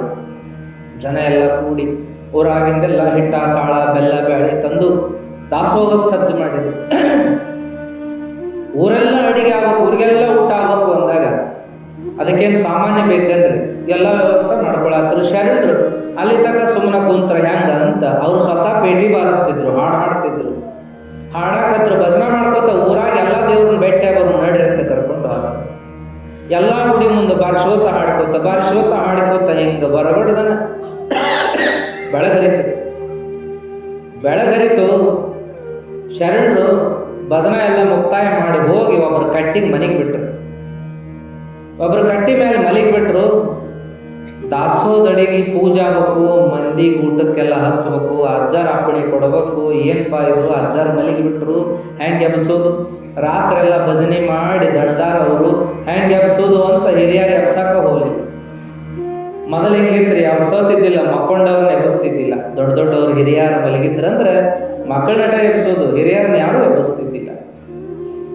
ಅವಾಗೇ ಮಲಗ್ಯಾರವರು ಅಂತಾನೆ ಅಂತಿದ್ರು. ಅವಶ್ಯ ಇದ್ರು ಇಲ್ಲ ನನಗೆ ಹೇಳ್ರಿ ನಾ ಮಾಡ್ತೀನಿ ಪಾಪ ಅವ್ರು ಮಲಗ್ಯಾರ ಅಂತಿದ್ರು. ಯಾಕಂದ್ರೆ ಅವಾಗ ಅಷ್ಟು ದಣಿತಿದ್ರು. ಈಗೂ ಅಂತಾರ ಬಿಡ್ರಿ ತಾಯಿ ಅಂತ, ಪಾಪ ರಾತ್ರಿ ಎಲ್ಲ ಓದ್ಯಾವ ಮಕ್ಕಳು ಬಿಡ, ಅವೇನು ಓದಿರ್ತಾವೋ ಮೊಬೈಲ್ ತಿಕ್ಕಿರ್ತಾವೋ ಗೊತ್ತೇ ಆಗಲ್ಲ, ಹ್ಯಾಂಗ್ ನಿಧಿಗೆಟ್ಟಿರ್ತಾವ ಪಾಪ ಅಂತ. ಈಗ ಎಬ್ಸಾಕ್ ಒಲ್ಲೆ ಅಂತಾರ ತಂದೆ ತಾಯಿ, ಮಕ್ಕಳನ್ನ ಎಬ್ಬಸ್ರಿ ಅಂದ್ರ ಪಾಪ ಭಾಳ ತಕ್ಕ ಓದಿರ್ತಾವ ಬೇಡ ಅಂತ, ದಣದಿರ್ತಾವ ಬೇಡ ಅಂತೇಳಿ. ಅವಾಗ ಎಷ್ಟು ದಣಿತಿದ್ರಂದ್ರೆ ನಸುಕನ್ಯಾಗ 3-4 ಗಂಟೆಯಿಂದ ಕೆಲಸ ಮಾಡಿ ರಾತ್ರಿ ಹೊಳೆ ಕಾತ್ಲಾಗ ಮಟ್ಟ ದಣದಿರ್ತಿದ್ರು, ಹಣ್ಣಾಗ ಮಟ್ಟ ದಣದಿರ್ತಿದ್ರು. ಅದಕ್ಕೆ ಹಿಂಗೆ ಅಂತಿದ್ರು ಅವಾಗ, ಪಾಪ ಮಲಗಿರ್ತಾರೆ ಎಬ್ಬಿಸ್ಬೇಡ್ರಿ ಅಂತಿದ್ರು. ಎಬ್ಸೋದು ಈಗೂ ಕೂಡ ಹಳ್ಳಿ ಒಳಗೆ ಕೆಲವು ರೂಢಿ ಇರ್ತದೆ. ಅದ್ರಾಗ ಒಬ್ಬ ಮನುಷ್ಯನ ಕೇಳಿದ್ವಿ ನಾವು, ಅವ್ನು ಒಟ್ಟ ಎಬ್ಸಂಗಿಲ್ಲಪ್ಪ ಮಕ್ಕೊಂಡ್ರ ಅಂತಿದ್ರು. ಯಾಕೆ ನಾವು ಅಂತ ಏನು ದಣದಿರ್ತಾನವ, ಎಲ್ಲ ಆಳು ಕಾಳು ಕೆಲಸ ಮಾಡ್ತಾವ, ಅವ ಏನು ದಣದಿರ್ತಾನ, ಎಬ್ಬಿಸ್ಬೇಕಿಲ್ಲ. ಇಲ್ರಿ ಎಬ್ಸಿದ್ರೆ ಹೊಡೆದ ಬಿಡ್ತಾನ್ರಿ, ಬಾಮ ದೊಡ್ಡ ತಿಂದಿವ್ ನಾವು ಮನ್ಯಾಗ, ಅದಕ್ಕೆ ಎಬ್ಸಂಗಿಲ್ಲ. ಹಿಂಗೆ ಕೆಲವರು ರೂಢಿ ಮಾಡ್ಕೊಂಡಿರ್ತಾರ. ಇನ್ನು ಕೆಲವರು ಎಬ್ಸಿದ್ರು ಒದರಿದ್ರು ಕೂಡ ಕೇಳಾರ್ದ ಮಲಗಿರ್ತಾರ, ಹಂಗೂ ರೂಢಿ ಇರ್ತಾವ ಕೆಲವ್ರಿಗೆ. ಆ ಮಾತು ಬೇರೆ. ಇಲ್ಲೇನಪ್ಪ ಅಂದ್ರೆ ದಣದ ಮಲಗಿದ್ರು ಶರಣರು, ಎಬ್ಬಸಲಿಲ್ಲ, ಮತ್ತೆ ಹೊತ್ತು ಮುಣಗಿತ್ರಿ. ಹಿಂದಿನ ದಿವ್ಸ ಅಡುಗೆ ಮಾಡತ್ತಾರೆ ಇವ್ರು, ಭಜನ ಮಾಡ್ಕೋತ ಮತ್ತೆ ರಾತ್ರಿ ಎಲ್ಲ ಹೋಗಿ ಮರ್ದೂಸ್ ಮಧ್ಯಾಹ್ನ ಎಲ್ಲ ಮಲಿ ಚಂಜಾಗಿತ್ತು. ಯಪ್ಪ ದಾಸೋಹ ಹೆಂಗ್ ಮಾಡೋದು ಅಂತೇಳಿ ಮತ್ತೇನಾಗ್ಬಿಡ್ತು ಅಂತಂದ್ರೆ ರಾತ್ರಿ ಆದ ಒಳ್ಳೆನ ಅಜ್ಜಾರ್ ಎಬ್ಸೋದಕ್ಕೆ ಭಜನ ಮಾಡಿದ್ರೆ ಅಜ್ಜಾರ್ ಹೇಳ್ತಾರ ಅಂತೇಳಿ ಭಜನಾದ ಮೇಲೆ ಭಾಳ ಪ್ರೀತಿ ಅವರು ಅಂತ ಭಜನ ಮಾಡಕ್ ಹತ್ರ. ಪಾಹಿ ಮಾಂ ಶರಣೋ ಬಸವ, ಪಾಹಿ ಮಾಂ ಶರಣೋ ಬಸವ, ಪಾಹಿ ಮಾಂ ಶರಣೋ ಬಸವ, ಬಸವ ಪಾಹಿ ಮಾಂ. ಅವ್ರು ಭಾಳ ಪ್ರೀತಿಯಿಂದ ಹಾಡೋರು ಅಂತ. ಪಾಹಿ ಮಾಂ ಗವಿಯ ಸಿದ್ಧ ಪಾಹಿ ಮಾಂ ಹಾಡೋರು ಪುಣ್ಯವರು. ಅದನ್ನು ಹಾಡಕತ್ರಿ ಅವರು, ಹಾಡಕತ್ತಗಡೆ ಎಚ್ಚರ ಆಯ್ತು. ಅವ್ರು ಆ ಕಡೆ ಎಲ್ಲಿ ವಿಚಾರ ಮಾಡಲಿಲ್ಲ. ಭಜನಾ ಚಾಲು ಆದಗಡೆ ನಾವು ಹೇಳಿ ಮತ್ತೆ ಭಜನದಾಗ ಕೂತ್ಬಿಟ್ರು. ಭಜನದಾಗ ಕೂತ್ರು, ಹಾಡಿ ಮತ್ತೆ ರಾತ್ರಿ ಎಲ್ಲ ಭಜನೆ ನೋಡ್ರಿ. ಹಿಂಗೆ ಅಡಿಗೆ ಮಾಡಿ 3ನೇ ದಿವ್ಸಕ್ಕೆ ಬಂತಂತ್ರಿ ಅದ. ಅವಾಗ ಏನಾಯ್ತು ಅಂದ್ರೆ ಯಪ್ಪ ಏನ್ ಮಾಡೋದು, ಜನ ಬ್ಯಾಸತ್ರು. ಏನಪ್ಪ ಇದು ದಾಸೋಹ ಅಂದ್ರು, ಅಡಿಗೆ ಮಾಡಿದ್ರು, ಎಲ್ಲ ಕರೆ ಯಾರಿಗೆ ಊಟಕ್ಕೆ ಹಚ್ಚಲಿಲ್ಲ, ಏನೂ ಆಗಲಿಲ್ಲ. ಶರಣರು ಅಪ್ಪಣಿ ಕಾಯಕತ್ತಾರೆ, ಶರಣರು ಹಿಂಗ್ ಮಾಡಾಕತ್ತಾರ ಅಂದ್ರು. 3ನೇ ದಿವ್ಸಕ್ಕೆ ಬಂತು, ಹಿರಿಯರು ಬಂದು ಆತಾಗಿತ್ತಾಗ ದೊಡ್ಡಗೆ ನಿಲ್ಲಾಕತ್ರಿ. ದೊಡ್ಡವ್ರಿಗೆ ಏನು ಹೇಳೋದದ, ಈಗಿನವ್ರಾದ್ರೆ ಈಗಿನ ಹಿರಿಯರಿಗೆ ಏನು ಅಂಜಿಕೆ ಪಂಚಿಕೆ ಇರಂಗಿಲ್ಲ. ಮತ್ತೆ ಇಲ್ಲಿಯ ಅಂತಲ್ಲ, ಮಾತು ಮುತಿ ನೋಡಿಬಿಡಿ, ಹಂಗೇನಲ್ಲ. ಕೆಲವು ಕಡೆ ಈಗೆಲ್ಲ ಏನಪ್ಪಾ ಅಂದ್ರೆ ಅಜ್ಜಾರ ಏನು ಹಿಂಗೆ ಮಾಡಿದ್ರೆ ಗತಿ ಏನು, ಅಡಿಗೆ ಮಾಡಿ 3 ದಿನ ಆತ ಅಂತ ಅನ್ನುವಂಥ. 3 ದಿನನೂ ಬಿಡಂಗಲ್ಲ ಬಿಡ್ರಿ, ತಾಸು ತಡ ಆದ್ರೂ ಒದ್ದಾಡುವಂಥದ್ದದ. ಅವಾಗ ಶರಣರಿಗೆ ಹೇಳಕ್ಕಾಗಲಾರ್ದ, ಬಿಡಕ್ಕಾಗಲಾರ್ದ ಹಿರಿಯರೆಲ್ಲ ದುಂಡಗ ನಿಂತರು. ಶರಣರು ನೋಡಿ ತಿಳ್ಕೊಂಡ್ರು. ಅವಾಗ ಬೈಲೆ ಅಂದ್ರೆ ಅಲ್ಲ ದಾಸೋಹ ಮಾಡಿದ್ರೇನ ಅಂದ್ರೆ, ಅಜ್ಜಾರ ನಿಮ್ಮ ಅಪ್ಪಣಿ ಕಾಯಕತ್ತೀವಿ. ಅಲ್ಲ ಮಾರಾಯ 3 ದಿನ ಆತಲ್ಲೋ ಆಗಿಲ್ಲ ಯಪ್ಪ, ಹಿಂಗಿಂಗ ಆತ ನೋಡ್ರಿ ಅಂದ್ರು. ಅಲ್ಲ ಹಿಂಗಾತೇನು, ಮಾಡಿದ ಅಡಿಗೆ ಅಂದ್ರು. ಮಾಡಿದ ಅಡಿಗೆ ಹೆಂಗೆ ಕಡಿತೈತಿಯಪ್ಪ, 3 ದಿನ ಆತು ಅಂದ್ರು. ಏನು ಮಾಡಿರಿ, ಏನೇನೂ ಮಾಡಿಲ್ಲ, ನಿಮ್ಮ ಅಪ್ಪಣಿ ಕಾಯ್ಕೋದು ಸುಮ್ ಕೂತೀವಿ, ಒಲಿ ಮ್ಯಾಗಿದ್ದು ಒಲೆ ಹೋಗೋಣ. ಹಂಗಾರೆ ತಡಿ ಅಂತೇಳಿ ಏನು ಮಾಡಿದ್ರು ಅಂದ್ರೆ ಕೈಯಾಗ ಒಂದು ನಂದಿ ಉಂಗುರ ಹಾಕ್ತಿದ್ರು. ಅದನ್ನ ಒಮ್ಮೊಮ್ಮೆ ಲಿಂಗ ಸುತ್ತಿದ ಪೌಡಕ್ಕೂ ಹಾಕ್ತಿದ್ರು. ಅದನ್ನ ನಂದಿ ಉಂಗುರ ಏನು ಮಾಡಿದ್ರೆ ತೆಗೆದ್ರು, ಅದನ್ನ ಕೊಟ್ಟರು. ಹೋಗಿ ಎಲ್ಲ ಅಡಿಗೆಗ ಏನು ಶಿವಾನಿ ಮಾತು ಎದ್ರಿಪ್ಪ ದಾಸೋಹ ಮಾಡ್ರಿ ಅಂದ್ರು. ತಗೊಂಡು ಹೋಗಿ ಎಲ್ಲ ಭಕ್ತರು ಏನು ಮಾಡಿದ್ರು, ಆ ಮಾಡಿದ ಅಡಿಗೆ ಒಳಗೆ ಪಾಯಸದಾಗ, ಪಲ್ಯದಾಗ, ಅನ್ನದಾಗ, ಸಾರಿನ್ಯಾಗ ಎಲ್ಲ ಅದನ್ನು ಶರಣರು ಕೊಟ್ಟಿದ್ದು ಉಂಗುರ ಎದ್ದಿ ಶರಣರು ಪೂಜೆ ಮಾಡಿಕೊಂಡು ಪಾದೋದಕವನ್ನೆಲ್ಲ ಸಿಂಪಡಣೆ ಮಾಡಿ ಮಂಗಳಾರತಿ ಹೇಳಿ ಹರ ಹರ ಮಹದೇವ ಅಂತ ಎಲ್ಲರಿಗೂ ಅಡಿಗೆ ನೀಡಾಕ ಹಾಕ್ತಾರ. ಅದನ್ನು ಎಲ್ಲರೂ ಉಂಡಾರ. ಇನ್ನಟ್ ನೀಡ್ರಿ ಅಂದ್ರಂತೆ. ಇನ್ನಟ್ ನೀಡ್ರಿ ಎಷ್ಟು ಚಲೋ ಆಗೈತೆ ಅಂತ 3 ದಿನದ ಅಡಿಗೆನ ಬಾಯಿ ಚಪ್ಪರಿಸಿ ಉಂಡು ಹೋದ್ರು ಅನ್ನುವಂಥ ದೃಷ್ಟಾಂತ ಬರ್ತದೆ. ಹಿಂಗ ಒಮ್ಮೆ ಏನಪ್ಪ ಅಂದ್ರೆ ಅಲೆ ಹಬ್ಬ ನಿಮ್ಗೆ ಗೊತ್ತಲ್ಲ, ಮೊಹರಂ ದೇವರ ಕುಂಡ್ರಿಸೋದು ಹಿಂಗೆಲ್ಲ ಆಗಿತ್ತು. ಅವಾಗ ಶರಣರು ಭಜನೆ ಮಾಡಿ ಎಲ್ಲ ದೇವರಿಗೆ ಹೋಗಿ ಮೊಹರಂ ಅಲೆ ದೇವ್ರ ಕಡೆ ಹೋಗೋಣ ಅಂದ್ರು. ಭಜನೆ ಮಾಡ್ಕೋತ ಅಲೆ ದೇವ್ರ ಕಡೆ ಹೋದ್ರು. ಅಲೆ ದೇವರೆಲ್ಲ ಕುಂಡ್ರಿಸ್ಯಾರ, ಸಾಲು ಹಿಡ್ದ ಮುಂದೆ ಅಗ್ನಿ ಮಾಡ್ಯಾರ. ಆಮೇಲೆ ಏನಪ್ಪ ಅಂದ್ರೆ ದೇವರ ಹೋದವರೆಲ್ಲ ತಯಾರಾಗ್ಯಾರ. ದೇವರ ಎತ್ತೋತಾರು, ಹೇಳೋವಲ್ಲು ದೇವರ. ಆಮೇಲೆ ಎಲ್ಲರೂ ಮುತಿ ನೋಡಿದ್ರು, ದೇವರ ಎತ್ತವರು ಇಲ್ಲ, ದೇವ್ರು ಹೇಳುವಲ್ಲು ಅಂತ ಹಿಂಗ ಮಾತಿಗೆ ಮಾತು ಬಂದ್ಗಳೇ ಏನಾತ ಅಪಚಾರ, ಏನಾಗಿರ್ಬೇಕು ಅಪಚಾರ ಅಂತ ಸುದ್ದಿ ಹೊಂಟದು. ಶರಣರೇನಪ್ಪ ಅಂದ್ರೆ ಶಿವನ ಮೈ ತುಂಬಿಕೊಂಡು ಅನ್ನರಗತೆ ಏನು ಮಾಡಿದ್ರ ಅಂದ್ರೆ ಹರ ಹರ ಅದೇ ಒಂದವ್ರು ಕೆಂಡದ ಜಿಗದ್ರು. ಎಲ್ಲ ಆ ಅಗ್ನಿ ಒಳಗೆ ಜಗದಾಡಿ ಏನು ಮಾಡಿದ್ರೆ ಅಂದ್ರೆ ಭಜನ ಮಾಡ್ಕೋತ ಕುಣಿದಾಡಿ ಬಿಟ್ರ. ಅಷ್ಟತನ ಏನು ಅವ್ರಿಗೆ ಆವೇಶ ಬಂತೋ, ಏನು ಕಾಲಾಗ ಕೆಂಡ ರಾಶಿ ಇತ್ತಲ್ಲ, ಕೆಂಡದ ರಾಶಿ ಒಳಗೆ ಬಗಸಿ ಮಾಡಿ ಮಾಡಿ ಕೆಂಡ ತಗೊಂಡು ತೂರುದಂತ ಎಲ್ಲರೂ ಗಾಬರಿಯಾಗ ನಾ ಹತ್ತಾಗ ಸರ್ಕೋ, ನೀ ಹತ್ತಾಗ ಸರ್ಕೋ, ಎಲ್ಲ ಕೆಂಡದ ಓಕಳೆ ಅಂತೇಳಿ. ಈಗೂ ಕಲಘಟಗಿ ತಾಲೂಕ ಬೀರುಳ್ಳಿಯಾಗ ಮಾಡ್ತಾರೆ. ನಮ್ಮೇನು ಸಿದ್ದೇಶ್ವರ ಅಜ್ಜಾರ ಕ್ಷೇತ್ರ ಐತಲ್ಲ, ನಾವು ಹೋಗ್ತಿರ್ತೀವಿ ವರ್ಷ, ಅವ್ರ ಸಮಾಧಿ ಅದ ಬೀರುಳ್ಳಿ ಮನ್ನಹಳ್ಳಿ ಊರಿಗೆ. ಅಲ್ಲಿ ಕೆಂಡದ ಓಕಳೆ ಅಂತ ಮಾಡ್ತಾರೆ. ಕೆಂಡ ರಾಶಿ ಮಾಡಿ ಪೂಜೆ ಮಾಡಿ ಎಲ್ಲರೂ ಬಗಶಿಲೆ ಒಗ್ಗಾಡ್ತಾರೆ ಮೈ ಮೇಲೆ. ನೀವೆಲ್ಲ ಏನು ಬಣ್ಣದ ಓಕಳೆ ಆಡ್ತೀರ ಹೋಳಿ ಹುಣ್ಣಿಮ್ಯಾಗ, ಅವರು ಕೆಂಡದ ಓಕಳೆ ಮಾಡ್ತಾರೆ. ಕೆಂಡನ ಒಗ್ಗಾಡೋದು ಮೈ ಮೇಲೆ. ಏನಾರ ಆಕ್ಕತ್ತೇನೆ ಅಂತ ಕೇಳಿದ್ರೆ ಇಲ್ಲಪ್ಪ ಏನೇನಾಗದ ದೇವರ ಹೆಸರಿನ ಮೇಲೆ ಎಷ್ಟು ವರ್ಷದಿಂದ ನಡೆದತ್ತೆ, ಯಾರೊಬ್ಬರಿಗೆ ಏನಾಗಿಲ್ಲ ಅಂತಾರ. ಶರಣರು ಕೆಂಡದ ಓಕಳೆ ಅವತ್ತ ಮಾಡಿಬಿಟ್ರಲ್ಲಿ. ಕೆಂಡದ ಓಕಳೆ ಒಗ್ಗಾಡಿದರು. ಆಶ್ಚರ್ಯ ಅಂತ ಎಲ್ಲರಿಗೂ. ಏನಪ್ಪ ಅಂತ ಹೆದರ್ಕೊಂಡ್ರು, ಭಯಭೀತರಾದರು. ಕೆಲವರು ಕೈ ಮುಕ್ಕೊಂಡು ನಿಂತರು. ಶರಣರ ಹಿಂದೆ ಸ್ವಲ್ಪ ಹೊತ್ತು ಮಾಡಿ ಯಾವಾಗ ದೇವರು ಎದ್ದು ಎದ್ದು ಅಂತ ಅಂದ್ರಲ್ಲ, ಅವಾಗ ಕೆಂಡದಿಂದ ಹೊರಗೆ ಬಂದು ದೇವರ ಅಲೆ ದೇವರ ಭಕ್ತಂತವ್ರಿಗೆ ಅಭಿಗೊಂಡು ಆಯ್ತೇನು ಹೋಗಿ ಬರ್ರಿ ಅಂತೇಳಿ ಬೀಳ್ಕೊಟ್ರಂತ.